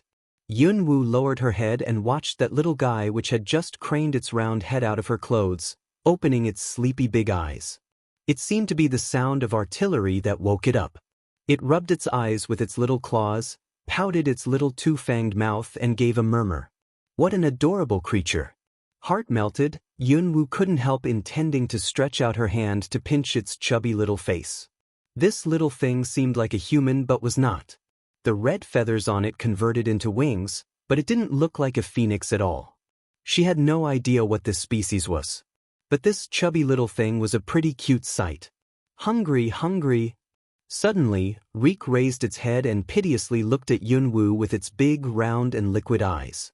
Hungry? That made sense. Even she herself was starving. This little thing had merely chewed on her hair but hadn't eaten anything after its birth. No wonder it was hungry. But what did this little thing feed on? Milk? Meat? Or worms? Boo. Boo. While Yun Wu was contemplating, another two booms was heard. The source of them seemed to be outside the forest. "Mom, hungry. I'll get you something to eat." Yun Wu flicked a glance in the direction of that explosion and then ignored it, planning to find some food to fill their bellies. On hearing this, little Reek looked very happy. The little fatty crawled out of her clothes and soon expertly climbed up her neck to the top of her head. The head. Savory, savory. It yelled in a babyish voice, holding on to her hair. Yun Wu, whose hair was gripped and under command, felt depressed and resigned, because she suddenly felt that it was riding her like riding a horse. But she still headed for the heads that it mentioned, planning to find out what that savory it said was. However, what she didn't know was that she and that little thing on her head were the cause of that war between humans and magic beasts outside the forest. In the Luo city, "Master, all scouts reported." There was still no news.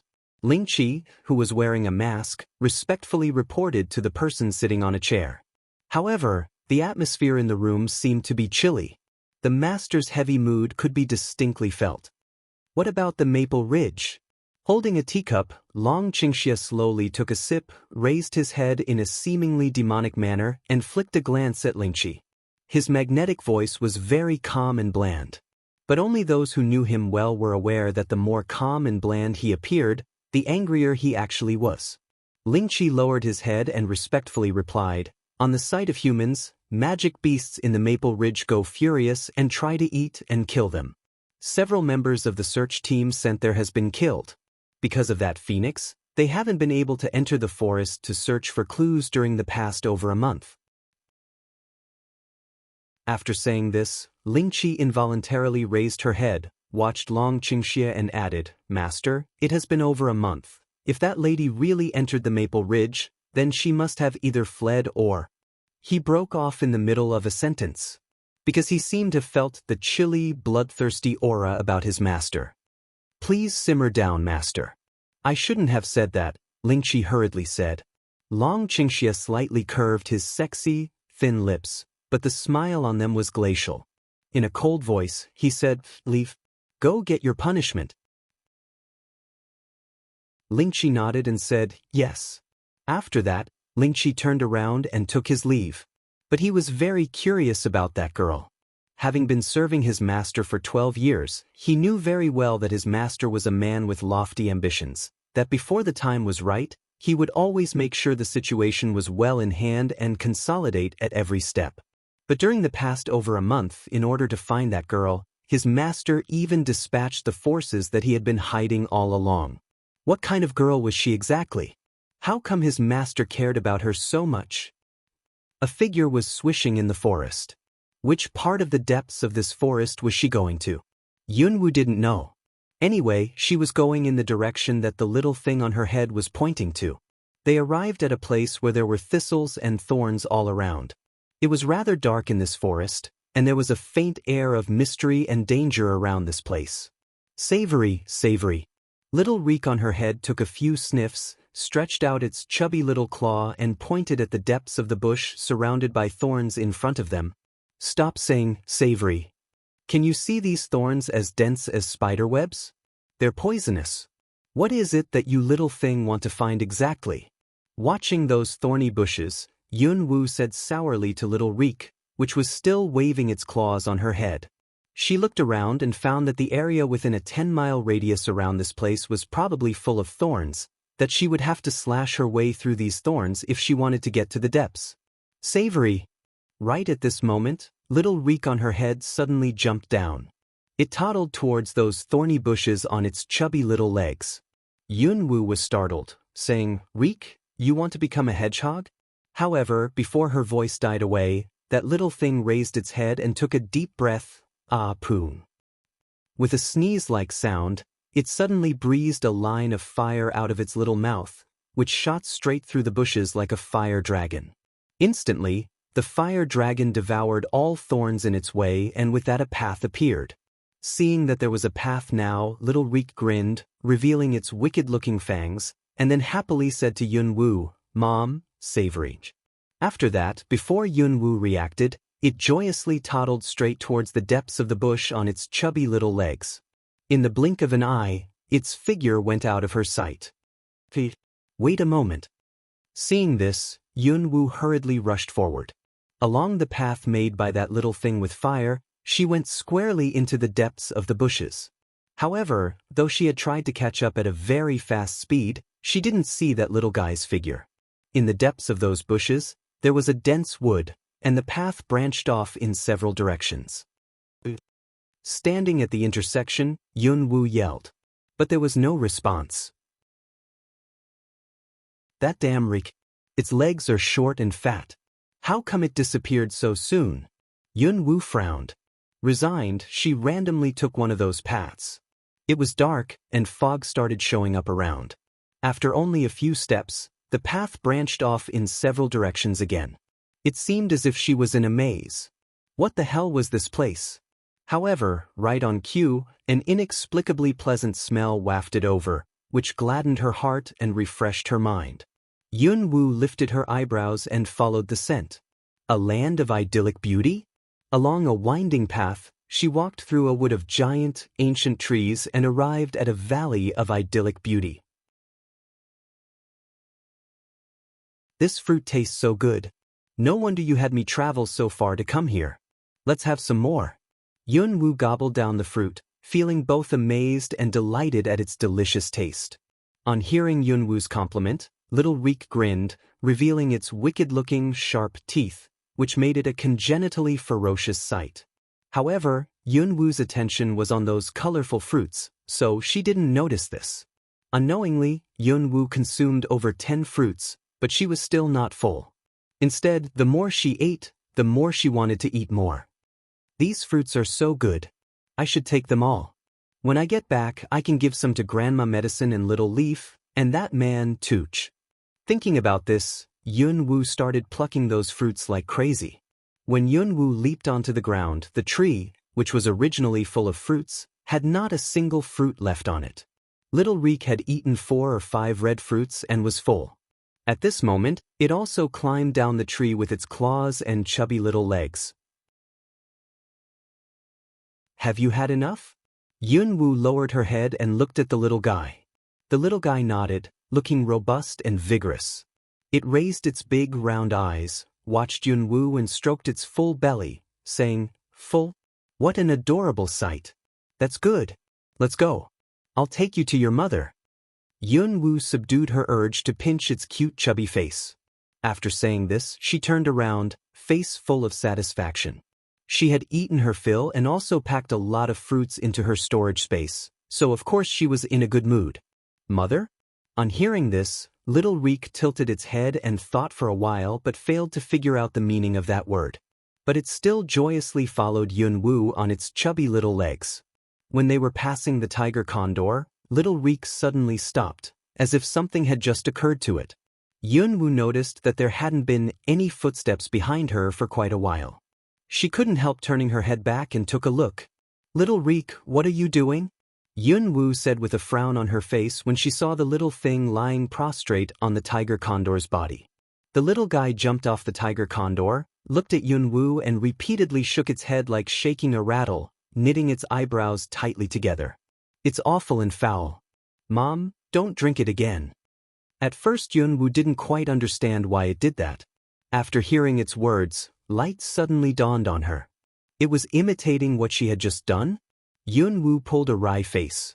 She drank beast blood because she had to, but this little guy imitated her purely out of curiosity. "Little Reek, you little thing, be careful about what you try to imitate from now on. Don't just blindly imitate everything others do."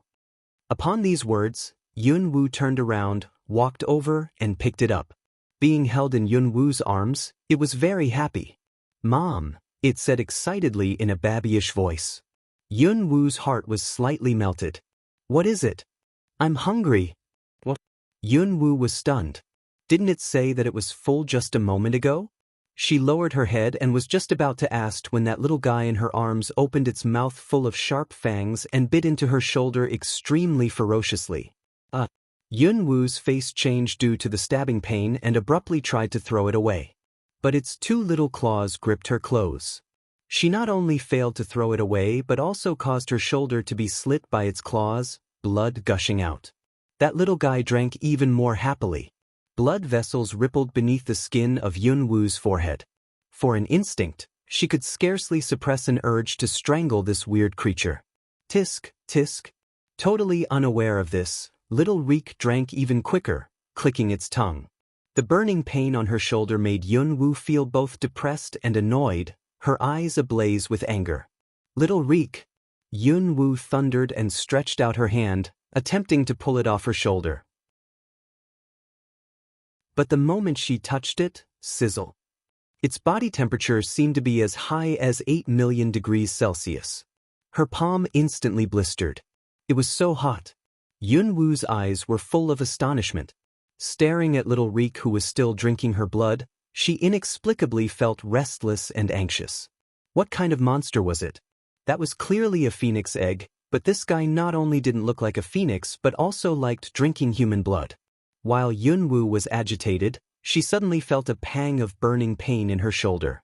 That pain was somewhat familiar. Yunwoo was suddenly stunned. The primal fire? Right on cue, 1/3 of the primal fire in her body was instantly sucked by it. It was sucking the primal fire in her body? Burp. As if it finally had enough, the little guy on her shoulder let go and gave a loud belch. 1/3 of the primal fire disappeared from her body. Feeling the change in her body, Yunwoo couldn't help but frown, glaring at little Reek, who was in her arms. Seeming to have sensed her anger, little Reek flicked a piteous look at her with its liquid big eyes, pulled her clothes with its little claws, and then rubbed itself against her chest. Was it acting pitiable? Looking at its affectedly pitiful look, Yunwoo tried hard to suppress her annoyance. However, right at this moment, all of a sudden, a pang of burning pain clutched at her shoulder, as if something was corroding her body. The pain was so sharp that she broke out in a cold sweat. Confused, little Reek tilted its head and looked at Yunwoo's face. Seeing that she seemed to be in great pain, it knitted its little eyebrows. And then, it stretched out its little claw and patted on the wound in her shoulder. "It's okay. It's okay." Its voice was babyish, but it was imitating an adult's tone. Yunwoo pulled a wry face in depression. All of a sudden, a dull red light instantly flashed out of the wound in Yunwoo's shoulder and abruptly shrouded both of them in it. Little Reek's chubby claw was slit open by something, and its blood was dripping down onto the wound in her shoulder. Their blood mixed with each other, and with that a small cloud of dull red blood shot out of the wound and landed beside Yunwoo's feet. Surprisingly, it twisted itself and formed into a complex, bizarre circle, giving off a cold and a hot chi, both of which were mysterious and ancient. Seeing this sudden change, Yunwoo stood transfixed with shock for quite a while. Is this by any chance? After arriving at this exotic world, she had read a lot of books on general history and seen patterns similar to this circle in one of them. Wasn't this circle the long-lost's? An indenture circle? An amazed voice came from inside the pendant, as if the speaker had just waken up from a deep sleep. An indenture circle? Was this really an indenture circle peculiar to summoners? Elder White, you woke up. Yunwoo, who had been in shock, said in surprise and delight after hearing the voice. But meanwhile, a beam of scarlet light and another one of black light abruptly shot upwards into the sky from the circle, as if connecting the Welkin and the earth. Right at this moment, all magic beasts in this forest raised their heads in awe and looked in the direction of Yunwoo as if by tacit agreement. Some low-level magic beasts even prostrated themselves, trembling, horror and panic glinting in their eyes. In the innermost area of the magic beasts' forest in the north. In that cave, an old man, who was sitting cross-legged like a statue, abruptly opened his eyes when the two beams of light shot into the sky. A puzzled look flashed across his old eyes of wisdom. An indenture circle? Looking in the direction of somewhere outside the forest, he knitted his white eyebrows. A summoner? How come there is chi of a summoner's birth? At this moment, a middle-aged hurriedly waked into the cave. Master Shifu. A vision suddenly appeared in the sky. It seems to be in the direction of our ambrosian fruits orchard. A middle-aged man walked inside and said urgently, "Last time, they were late and somebody stole the flame fruit soon after its ripening." He calculated the time and found that those ambrosian fruits in the ambrosian fruits orchard would soon ripen. Just now, there had been a sudden vision in the sky above the orchard, so the middle-aged man naturally went nervous. The old man stood up and cast a glance in the direction of that vision with his eyes, which had witnessed vicissitudes of his life, a somewhat solemn look on his face. "Go there and check." "Yes. Yes," the middle-aged answered. The moment he walked out of the cave, with a sudden move of his figure, he disappeared into thin air. However, after thinking for a while, as if concerned, the old man also walked out of the cave and vanished on the spot after a flick of his body.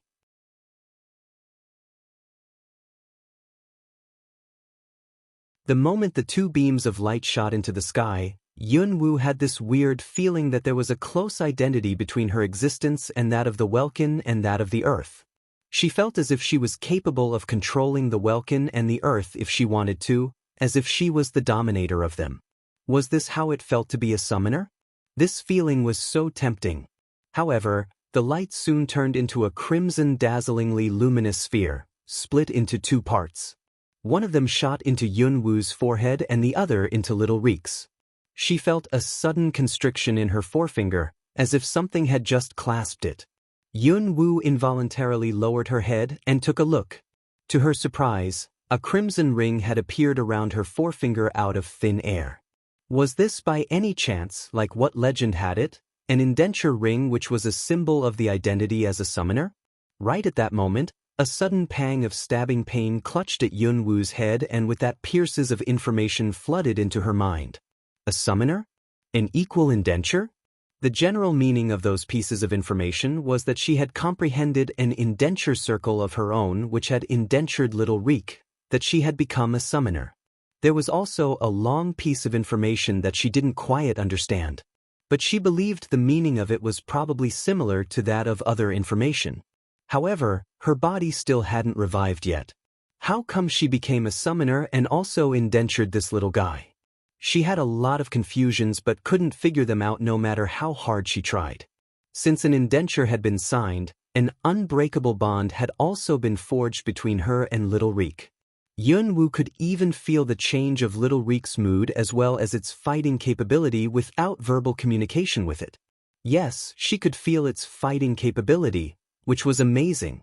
However, this Little Reek's fighting capability was zero? It had no fighting capability at all. Yunwu was embarrassed. No matter what, wasn't it a descendant of a phoenix? How come it had no fighting capability? Wasn't this guy too weak? Seeming to have felt that the relationship between it and Yunwu had just become closer, Little Reek grinned happily. When it grinned, its sharp fangs were revealed, which startled Yunwu. Though it had no fighting capability, at least its fangs made it seem ferocious enough. In the future, when she encountered an enemy she couldn't defeat, she could just ask it to reveal its fangs, and hopefully the enemy would be scared. Totally unaware of her thought, Little Reek smiled even more brightly. Elder White, what happened to you? You'd been quiet for such a long time. After the indenture was reached, Yunwu didn't stay there. Carrying the little guy who kept trying to rub itself against her chest and acting cute, Yunwu couldn't help ask this question while walking towards the periphery of the forest. In the pendant, that aged voice gave a resigned sigh. I don't know either. I just feel that the seal has become much firmer recently. It seems as if I'm going to be sealed again. You're going to be sealed again? Hasn't I removed the seal already? Yunwu frowned. I don't know what is going on either. Now the seal is restoring itself bit by bit. If it weren't for that you just comprehended an indenture circle and woke me up, maybe I'll be sealed while asleep. How did this happen? Elder White, I've already become a summoner. Do you think I can indenture you? You can't. Your body still hasn't revived yet.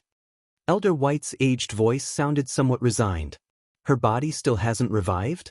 Was it by any chance because her body hadn't revived and she hadn't indentured him that the seal began to restore itself? Thinking about this, Yunwu inexplicably felt a little anxious. If that was the case, she had to find Long Qingxie and return to the imperial city as soon as possible. Yunwu had just walked out of the forest when miscellaneous loud sounds of fighting were heard. What the hell was going on? Was that fight outside the nest of the phoenix that night by any chance still ongoing? It had been so long. They still hadn't finished fighting? What she didn't know was that two figures had just appeared in midair above that orchard. When the middle-aged man caught sight of the fruit tree, all fruits on which had been plucked without even an unripe one left, as well as the body of the tiger condor, his face became so black that it seemed as if some kind of black liquid was about to ooze out of it. Who did this? Which despicable bastard stooped to theft again and again? I'll tear you to pieces. A growl accompanied by a potent chi instantly rippled outwards. Once again, panic spread through magic beasts in the area within an 100-mile radius around the orchard. The face of the old man standing in midair also darkened when he saw that all fruits on the tree had been stolen. Find that person. You must find the thief even if you have to search every inch of this area. There was extreme anger in the old man's voice. Yes. Outside the Maple Ridge, the war between humans and magic beasts had begun. Roars of magic beasts, boom of cannons, sounds of hand-to-hand fighting. Even the air was filled with smell of blood. With sharp claws and fangs as their weapons, magic beasts' fighting capability was very potent. Humans' fighting capability was relatively lower, but they were able to use fighting spirit to defend themselves, and they also had weapons such as swords and cannons. Lying prostrate on a branch of a big tree on the verge of the forest, Yunwu couldn't help clicking her tongue when she saw the intense battle happening on the vast battleground. She had thought that the fight outside the phoenix nest that night had been still ongoing. Unexpectedly, it was a massive battle between a human army and magic beasts. This scene was much more wonderful than that confrontation between the Ouyang family and the Murong family in the magic beasts forest that day. She saw that not far away, a magic beast directly slit open a man's belly, his bloody intestines dropping down. On another side, a soldier's fighting spirit surged out and smashed a magic beast's head, its brains splashing around. How gory the battle was! But Yunwu felt inexplicably excitement well up inside her, as if her blood was boiling. Why was she feeling this? Yunwu had no idea. She just felt that she enjoyed this bloody scene very much. A faint purple light gleamed in her purple eyes. Suddenly, little Reek in her arms widened its big eyes, tilted its little head and looked at Yunwu as if surprised. Yunwu was staring in the direction of the battleground, ignoring it. As a result, she didn't notice that a purple light also flashed across its big, round eyes. Excitement and a thirst for blood flashed across its big eyes, and with that it opened its little red mouth, raised its head and let out a piercing, ferocious phoenix cry. Clang! The phoenix cry emanated right from Yunwu's chest, and it nearly perforated her eardrum, causing a sharp pain in her head. Was it crazy? Originally, Yunwu had intended to quietly enjoy the scene of the battle. Now her plan was ruined. The moment Phoenix, who was leading magic beasts fighting with humans, heard the cry, all her attention was distracted from the battle. She turned her head back and looked in the direction of the source of the cry. Her eyes rested squarely on Yunwu. Even dense foliage was unable to block her view. When she saw the little guy in Yunwu's arms, her beautiful eyes abruptly widened. That was her child? But how did it hatch out? To hatch a phoenix egg, a phoenix must stay beside the egg and let the egg absorb its heat. This was the only way. But due to the intrinsic mother-child bond, she knew that was her child. Human, give me my child back. Phoenix's angry voice resounded around the whole battlefield. Her red figure leaped upwards, transformed into its original beast form, which was a fiery red phoenix, and then let out a resonant, piercing phoenix cry, making the welkin ring. In her eyes, Yunwu must be the human who had despicably snatched her baby. Even tearing Yunwu to pieces wouldn't be enough to dissolve her anger. Watching that murderous phoenix swooping towards her, Yunwu hiding in dense foliage was terrified by the intense killing aura. Without a single moment's hesitation, Yunwu took a flying leap and shot towards the chaotic battleground. Clang! Seeing that Yunwu was taking her to the battleground, little Reek in her arms was very excited. It raised its head and let out another piercing phoenix squeak. You brats still dare to squeak? It was all your fault. Feeling that the phoenix was pursuing her hotly and spewing flames, Yunwu was terribly anxious. She enveloped herself in wind element and started swishing around aimlessly on the battlefield. Little Reek in her arms had no intention of correcting its mistakes. Instead, as if excited by this chase, it started squeaking again. Yunwu itched to strangle it with her bare hands. She subconsciously stretched out her hand and directly clamped it on its little mouth, which had small zombie fangs revealing outside the lips. On seeing this, the female phoenix widened her eyes and let out an extremely angry squeak which resounded around the whole battlefield. Human, let go of my child. Give me my child back. The sound waves of the female phoenix's roar was so powerful that Yunwu nearly spat blood, a sharp pain in her eardrums. Little Reek was enjoying this very much. Though Yunwu was covering its mouth, it was happily waving its two little claws which were not too sharp, its chubby little legs kicking around constantly. It looked like a puppy swimming. But in outsider's sight, It seemed as if Yun-woo kidnapped this little guy which was madly struggling. Clash. The female phoenix let out an extremely angry shriek which made the welkin ring, as if even wind and clouds were changing their directions due to this scream. The female phoenix started spewing lances of flames, but she didn't dare to hit Yun-woo for fear that the flame might hurt her child. Flustered, Yun-woo kept rushing madly. Wherever there was a way, she took it. The battlefield was so vast that she had no idea which part of it she was in. However, at this moment, all fighting on the battleground stopped. Both magic beasts and humans concentrated all their attention on that kidnapped phoenix baby and that girl in black, who was fleeing on the battlefield. Who was she? However, no matter who she was, anybody who saw her coming in their direction dodged aside as quick as possible. Because wherever she went, flames spewed by the female phoenix flying in midair would soon follow. Those who failed to dodge in time, no matter magic beasts or humans, were instantly toasted. Seeing that all magic beasts and humans were avoiding her, which left her nowhere to hide, Yun-woo felt resigned and depressed.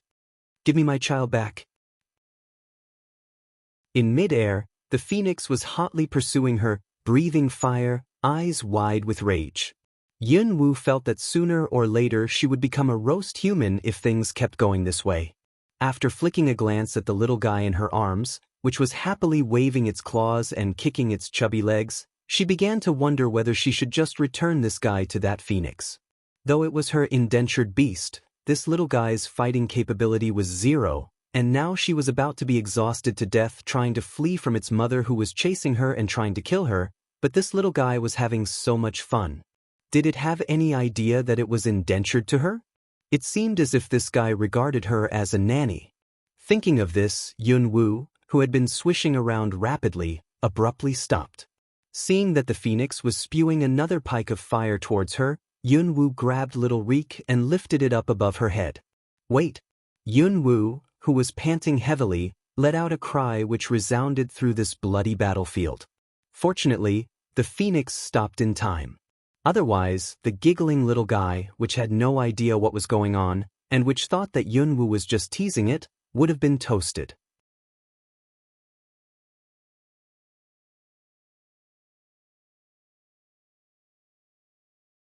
Any woman who saw her child regarding another woman as mother would get furious and try to kill that woman.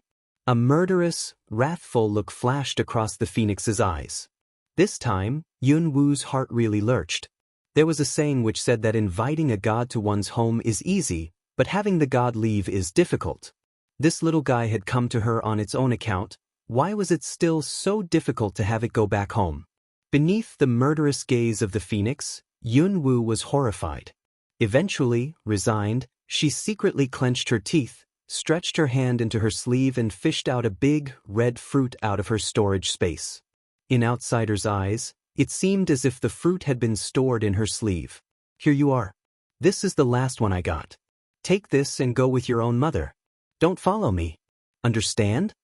The moment Yun-woo took out the crimson fruit, a gratifying and refreshing fragrance spread out.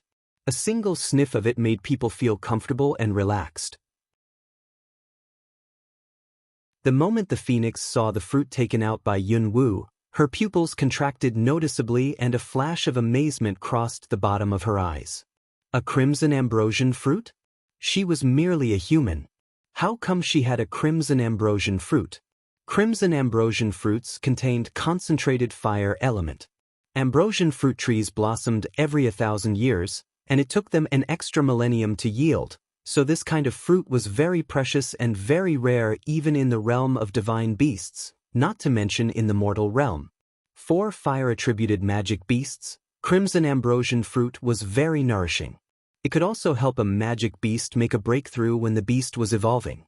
If a fire-attributed human ingested this kind of fruit, not only would his or her fire-attributed constitution be strengthened, but also his or her power would double. Crimson ambrosian fruits were especially precious for human alchemists, because even a single droplet of crimson ambrosian fruit juice could add amazing property to the product. Surprisingly, this human gave a whole crimson ambrosian fruit to her child. The killing intent in her eyes unnoticeably abated to a large extent. However, what she didn't know was that Yun Woo, who had poor discernment, merely felt that this fruit was refreshing and crisp. Back then she gobbled down over 10 fruits to fill her belly. She didn't feel anything unusual after eating them, so she didn't think much. Of course, Yun Woo took all the fruits from that tree and stored them in her storage space, the total number of which was 50 to 60 at the smallest, regardless of their colors. So she generously gave one to this little guy and didn't feel that it was a painful loss at all. Little Reek was indifferent to Yun Woo's generosity. It clung on to her pant leg, raised its chubby face and looked at Yun Woo, shaking its head, big eyes full of tears. Oh. Yun Woo's lips twitched. Did this brat by any chance feel that one fruit was not enough? It had indeed seen her take all those fruits. She stretched her hand into the other sleeve, produced another big fruit which was blue, then passed it to the little guy, saying, "This is the last one. Behave yourself. Don't be too greedy." The phoenix's pupils contracted again as she saw the fruit. Astonishment gleamed in her eyes. A water ambrosian fruit? This human also had a water ambrosian fruit? But Little Reek still shook its head, saying, "No." Finally, Yun Woo's face went angry. She glared at it. "You brat. What is it that you want exactly?" Why did it cling on to her when its natural mother was right beside it? Did she really look like a wet nurse so much? Yun Woo was very resigned and depressed. However, she still stooped down, roughly grabbed it, raised it and stuffed the 2 big fruits into the arms of the little guy, which was pouting and looking at her with cute, pitiful and fluid eyes. "Stay with your mom and behave yourself. Someday, when you're weaned, I'll come back to pick you up," said Yun Woo, as if coaxing a kid. After saying this, with a twitch of her hand, she directly threw it at the phoenix, regardless of whether it had understood or not. "Leave here right now. And remember to teach it how to behave, so it won't mistake someone else as a wet nurse. Doesn't it have any idea that will embarrass others?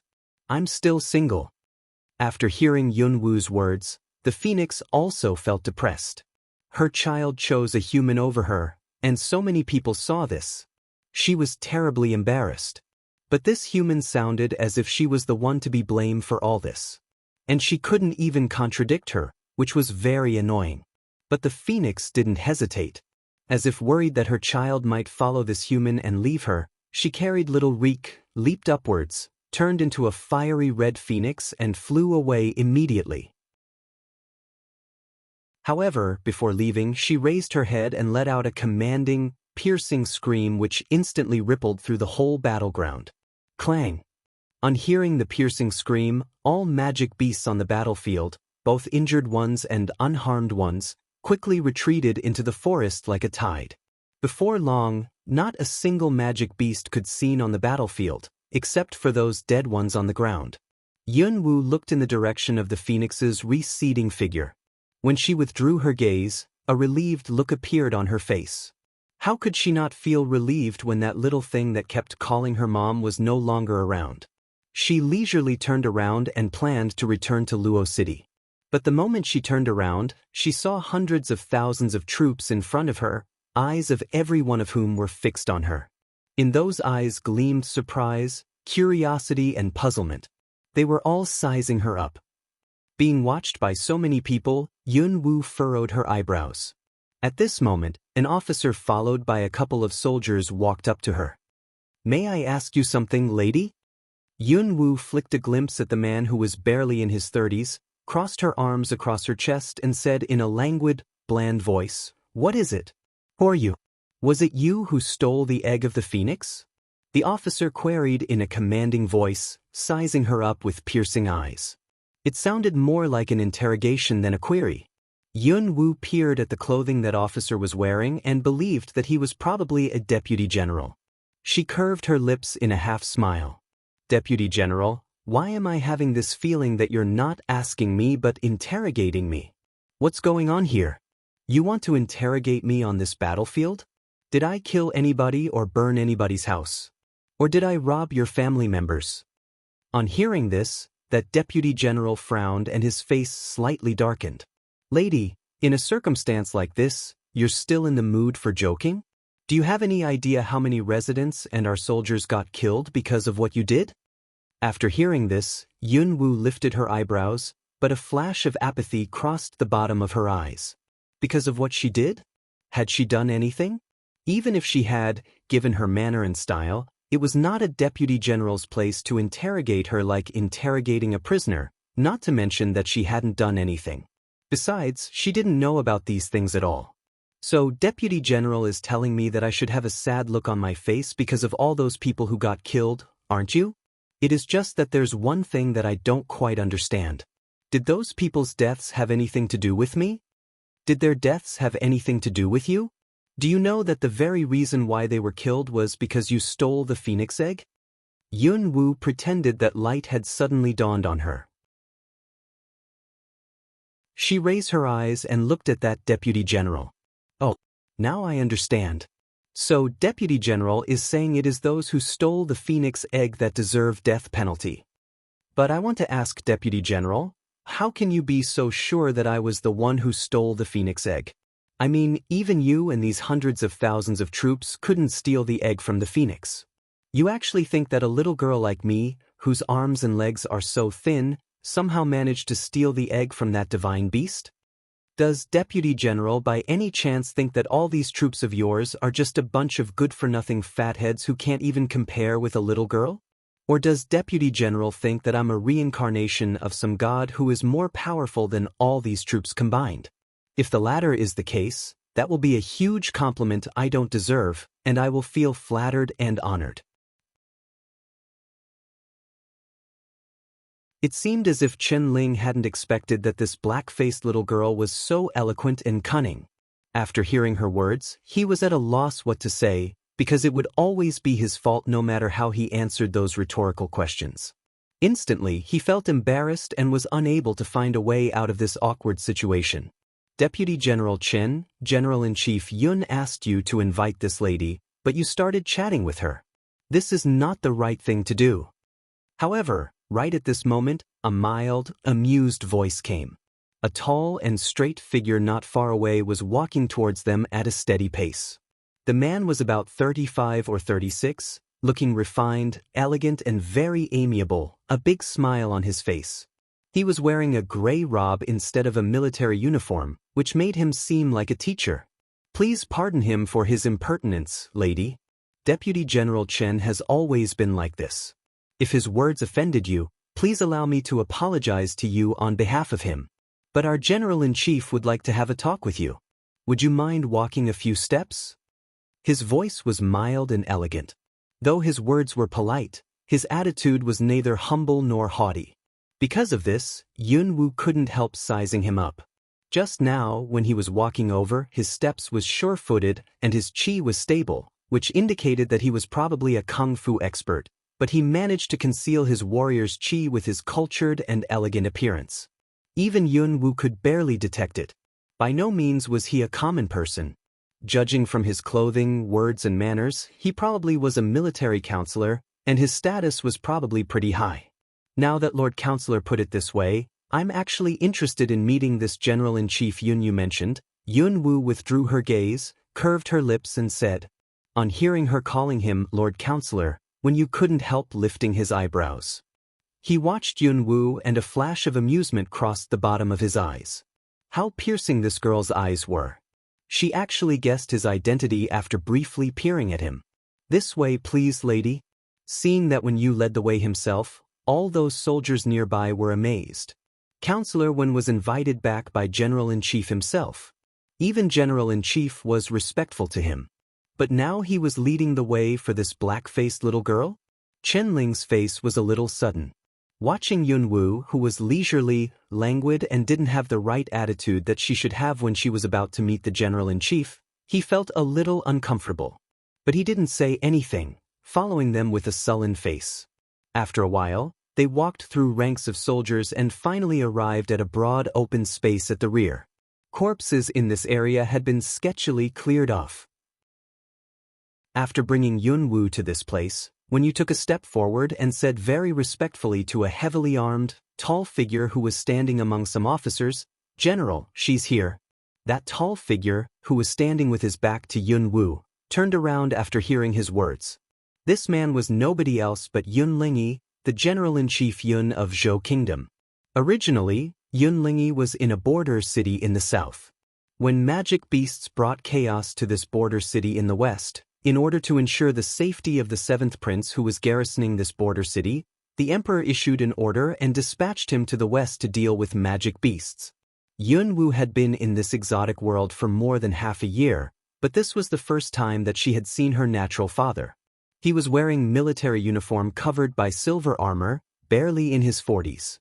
His face was a mixture of seriousness and apathy. In his piercing eyes gleamed strictness and solemnity specific to servicemen. After flicking a glance at Yun Wu, whose face was black, he briefly frowned. But the look on his face was still serious and apathetic. In a cold, deep voice, he asked, "You were the one who stole the phoenix egg?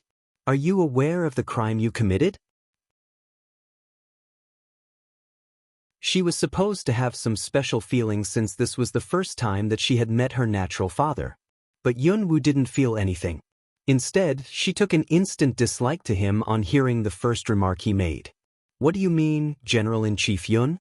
Yunwu cast a cold, languid glance in his direction, saying, "Does General-in-Chief Yun by any chance also think that I was the one who deliberately stole the phoenix egg? That I'm the cause of this war? You were not. I never expected that General-in-Chief Yun, the supreme commander of Zhou Kingdom's armies, is also so stupid." The latter half of her remark was very sharp. She stared back at him, the look in her eyes just as apathetic. Faces of other generals changed as they heard this. Chen Ling's face abruptly fell as he heard her words. He thundered, "Little girl, do you have any idea who you're talking to? How dare you be so impertinent? I can mete out punishment to you according to military laws for what you have just said." Yunwu was not afraid at all. Instead, she curved her lips and turned her head aside, saying, "Deputy General Chen, those were quite big words. General-in-Chief didn't say anything yet, but you started yelling. Do you think that your status is higher than his? You. Bullshit." Chen Ling's face was dark with rage after he heard her words. What an eloquent girl. This girl really wouldn't let anybody get the best of her. Wen Yu had been silently observing her all along. Right at this moment, when Chen Ling was so angry that he was about to pull out his saber, Wen Yu hurriedly walked forward and said mildly with a smile, "That's enough, Deputy General Chen. Stay out of this. Let General-in-Chief handle it." "You're taking her side?" "I'm not taking anybody's side. But if you keep doing this, you'll only end up embarrassed." Wen Yu deliberately lowered his voice when he said the latter half of his remarks. Though she was merely fabricating it when she said that Deputy General Chen wanted to arrogate himself the right to mete out punishment, there were hundreds of thousands of soldiers watching this. If he really did something on an impulse, there would be no way back. After hearing this, Chen Ling was speechless with anger for quite a while. He darted a ferocious look at Yun Wu and took his leave silently with a twitch of his hand. Yun Wu slightly squinted her purple eyes, flicked a glance at Wen Yu and then briefly sized him up. This counselor had been smiling all along. He seemed unthreatening but was absolutely far more sophisticated and smarter than that deputy general. He was a typical smiling tiger, outwardly kind but inwardly cruel. However, Yun Wu had no interest in competing with him. Now that she had seen this so-called father, Yun Wu didn't want to waste any time continuing to talk with them. "You don't have to deal with this any longer.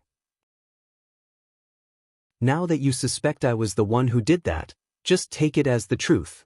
Now if you'll excuse me, I have to take my leave." After saying this blandly, Yun Wu turned around, planning to leave. However, Yunlingyi's apathetic, commanding voice came from behind. "Now that you admitted you did that, I can't let you leave. Guards, take her." On hearing the order, soldiers nearby flooded over and solidly surrounded Yun Wu. Their wicked-looking swords reflected cold gleams. Yun Wu's eyes swept around with iciness gleaming at the bottom of them. She turned her head back and looked in the direction of Yunlingyi, whose face was sullen all along. "What are you doing? You want to arrest me? You're the cause of this war and responsible for the deaths of so many people. No matter what the reason was, I have to escort you back to the capital. His Majesty will decide how to punish you," Yunlingyi said apathetically and seriously, watching her with an expressionless face. May I ask what kind of punishment His Majesty will mete out to me? Beheading me? Or condemning all my family members and relatives to death? Yun Wu lifted her eyebrows and asked. Yun Lingyi made no response. A general beside him said in a gruff voice, "So many people died because of you.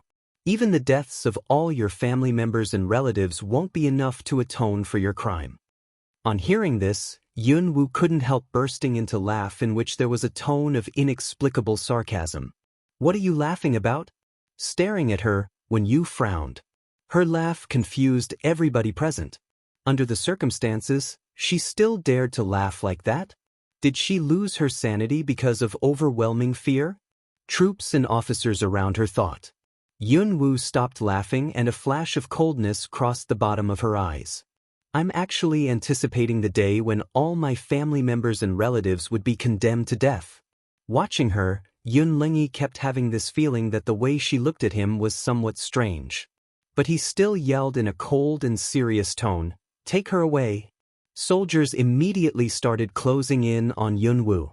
"Wait, General-in-Chief. About this matter, would you please allow me to express my opinion first?" "When you said." Yun Lingyi flicked a glance at him with a cold, sullen look on his face, saying nothing. However, before Wen Yu spoke again, Yun Wu curved her lips in a smile and said blandly, "Lord Counselor, there is no need for you to make any more remarks. General-in-Chief Yun is determined to uphold the dignity of the law. How could he show mercy on me whose family members and relatives should be condemned to death?" Was she saying that she didn't want anybody to intercede for her? That she'd already resigned herself to her fate? "Lady, General-in-Chief didn't mean that. But I was born hard to kill. Even if God wants to take my life, he has to ask for my permission first, not to mention your emperor." Her voice was bland, but there was wild arrogance in it. What a haughty girl. How dare she say such treasonable and heretical words? She's so conceited. "Tell me about it." This girl should be put to the sword on the spots. On hearing her words, all those generals around couldn't help mumbling, their faces very serious.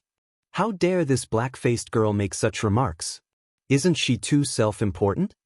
With a sullen and angry look on his face, Chen Ling abruptly thundered, "What an arrogant girl.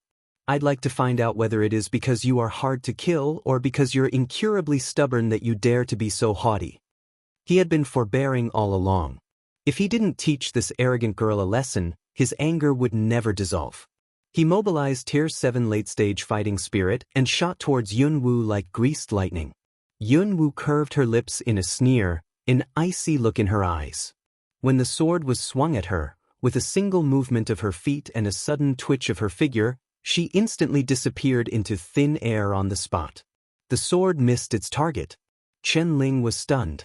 Where was she? With a frown on his face, Chen Ling turned his head back and looked around. But all of a sudden, a stabbing pain accompanied by cold was felt in his neck, and with that he smelled a faint smell of blood. "I say this a lot, whoever wants to kill me will die before me. Deputy General Chen, do you think I should take you life first?" A cold voice came from beside his ear. All Chen Ling's movements froze, surprise gleaming in his eyes. Horror and puzzlement rose inside him. She was so fast. He didn't know when she appeared at all. Standing beside him, Yun Wu was holding a cold dagger against his neck. The skin of his neck was slit by the sharp blade, beads of blood oozing out of the shallow cut. In those troops' eyes, Yun Wu's figure seemed to have appeared out of thin air, which was weird and astonishing. But when they collected themselves, those generals around started yelling, "You little girl are so bold. Let go of Deputy General Chen. How dare you be so unruly in front of the General-in-Chief? The crime you committed is beyond atonement. Let him go." While those generals were yelling, Yun Lingyi's face also went cold and sullen. "Let go of him. Abducting a general will double your guilt. Release him immediately or else I'll make you too." On hearing this, Yun Wu secretly sneered. She raised her cold eyes and looked at Yun Lingyi. "General-in-Chief, you convicted me of a crime doubly serious so easily? I might be scared to death. But I'd like to ask a question. This deputy general of yours was aiming to kill from the very beginning. Was I supposed to stand still and let him stab his sword into my heart? That's the military discipline you've been talking about? In her last incarnation, she was an orphan who had no idea what it felt like to have a father. During this incarnation, she had a father. Though she had never expressed anything to him, deep down in her heart, she still had a trace of expectation. As a result, when that man mentioned General-in-Chief Yun, she agreed to come here to meet her so-called father. It was not until she was disillusioned that she found that coldness and anger was inexplicably bubbling in her. When he made those remarks with a cold face regardless of the facts, Yun Wu felt even more disappointed. You were the cause of this war and you also made impertinent remarks. Deputy General Chen's trying to arrest you was entirely reasonable, Yun Lingyi said coldly, watching her with an icy look. Entirely reasonable? Ha! Yun Wu laughed as if having just heard the funniest joke. During the previous fight, Chen Ling was aiming at her vital parts. If he hit the target, she would have been disabled, if not killed. All generals present were kung fu practitioners, so they were all aware of this. The frown on Wen Yu's face grew deeper as he watched Yun Wu laughing, as if he was pondering over something and about to find out something. General-in-Chief, would you please calm down and hear me out? At this moment, Wen Yu spoke again. Counselor Wen, there's no need for you to intercede on her behalf. She threatened a general with a dagger in front of so many troops. If she gets away without being severely punished, how is General-in-Chief supposed to establish his authority and lead the army in the future? That's true. She did this in front of so many soldiers. How could we let this criminal get away unpunished? General-in-Chief, you don't have to do it yourself. Let me teach this girl a lesson. A general in middle stage of Tier 8 stepped forward. Yun Wu just stood there and coldly watched them. When she saw Yun Lingyi nodding, Yun Wu curved her lips in an extremely cold smile, as if she had finally given up her fond hope. Yun Lingyi, the General-in-Chief, you really broadened my horizons today. The moment she finished the last word, her dagger, which had been against Chen Ling's neck, was swished towards the ground before Yun Lingyi like a beam of cold light. Meanwhile, before anybody could react, she concentrated her strength in her palm and threw a palm attack on the back of Chen Ling's right shoulder. Crack! With a faint sound of bones snapping, Chen Ling was sent flying away like a piece of rag. Yun Lingyi's face instantly changed. He mobilized his Tier 9 late-stage fighting spirit, moved sideways and caught Chen Ling, who was thrown away. Meanwhile, he threw a palm strike at Yun Wu. But Yun Wu's figure weirdly flashed away and dodged Yun Lingyi's strike. Yun Ling, from now on, the relation between you and me will be like that dagger. The chilly voice was still resounding around the battlefield where hundreds of thousands of troops were standing, but Yun Wu had leaped upwards, turned into a whirlwind and shot into the sky like a beam of black light. What kind of speed could be deemed fast? People who saw this scene knew the answer.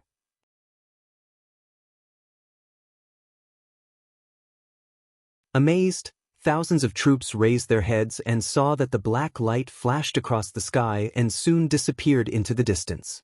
At this moment, Chen Ling's pained groan was heard. Ouch! My hand! It was at this moment that those soldiers and officers collected themselves. Get the medic here. After the order was issued, a medic hurriedly came. However, an amazed and solemn look appeared on the medic's face after he performed a medical examination. His bones broke under that palm strike. I'm afraid Deputy General Chen won't be able to use this arm again. Chen Ling, who was sweating buckets due to the sharp pain, paled visibly on hearing the medic's words and almost sat up from the ground. What did you say? I'm disabled? As if panic-stricken, Chen Ling said emotionally, No. I want to fight side by side with the General-in-Chief. I can't lose my arm. Medic, help me please. Deputy General Chen, I'm really sorry, but there's nothing I can do. Alas. On hearing Chen Ling's begging, the medic sighed and shook his head. Medic, is the wound in Deputy General Chen's arm really incurable?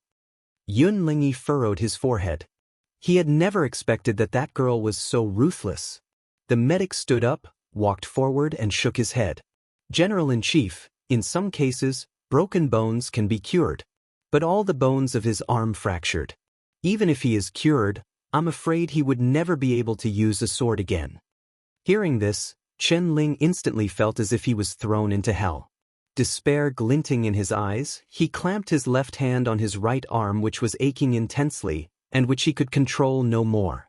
As a serviceman without his arm, how was he supposed to fight? How was he supposed to serve his country? Wasn't he now good for nothing? Anger surged through all generals present as they heard the medic's words. That black-faced girl disabled Deputy General Chen. She's so vicious. God damn it. We should have stabbed her to death just now. What a ruthless girl. Yun Lingyi's face was also sullen. He had seen his deputy general disabled before his very eyes, but there was nothing he could do. He clenched his fists tightly. "General, look at that dagger," Yu suddenly said in a deep, surprised voice. Looking in the direction that he was pointing in, those generals found that the dagger was still sticking upright in the ground. What was the fuss about? It's just a dagger. However, before the general's voice died away, a faint snap was heard, and with that the dagger, along with its hilt, broke into numerous pieces which then scattered onto the ground. All pieces were very even. One needed precise control of one's spiritual power to do this. Which one of these generals present was capable of making a dagger break into even pieces like that? Even Yun Lingyi probably couldn't do that. At this moment, a breeze blew by. Beneath the gaze of all people present, those pieces of the dagger turned into wind element and instantly disappeared into the air. Everybody's pupils abruptly contracted, astonishment gleaming in them. That was not a real dagger. It was a wind blade formed of wind element. How was that possible? She actually condensed wind element into a tangible weapon. Who was that black-faced girl exactly? A look of terror flashed across those generals' faces. Yun Lingyi frowned, as if he also hadn't expected that that dagger was formed of wind element. Surprised as Yu was, he was more puzzled. General-in-Chief, judging from that girl's words, there seems to be some kind of relation between you two. You really have no impression of her? You're tuning in to the Passion Pages YouTube channel. We're so grateful for your support, and don't forget to subscribe to join us on this incredible journey through captivating stories. Your generosity through donations truly makes a world of difference, as it's the primary source of revenue that allows me to expand and enhance this channel for you. Thank you from the bottom of my heart for being a part of this adventure.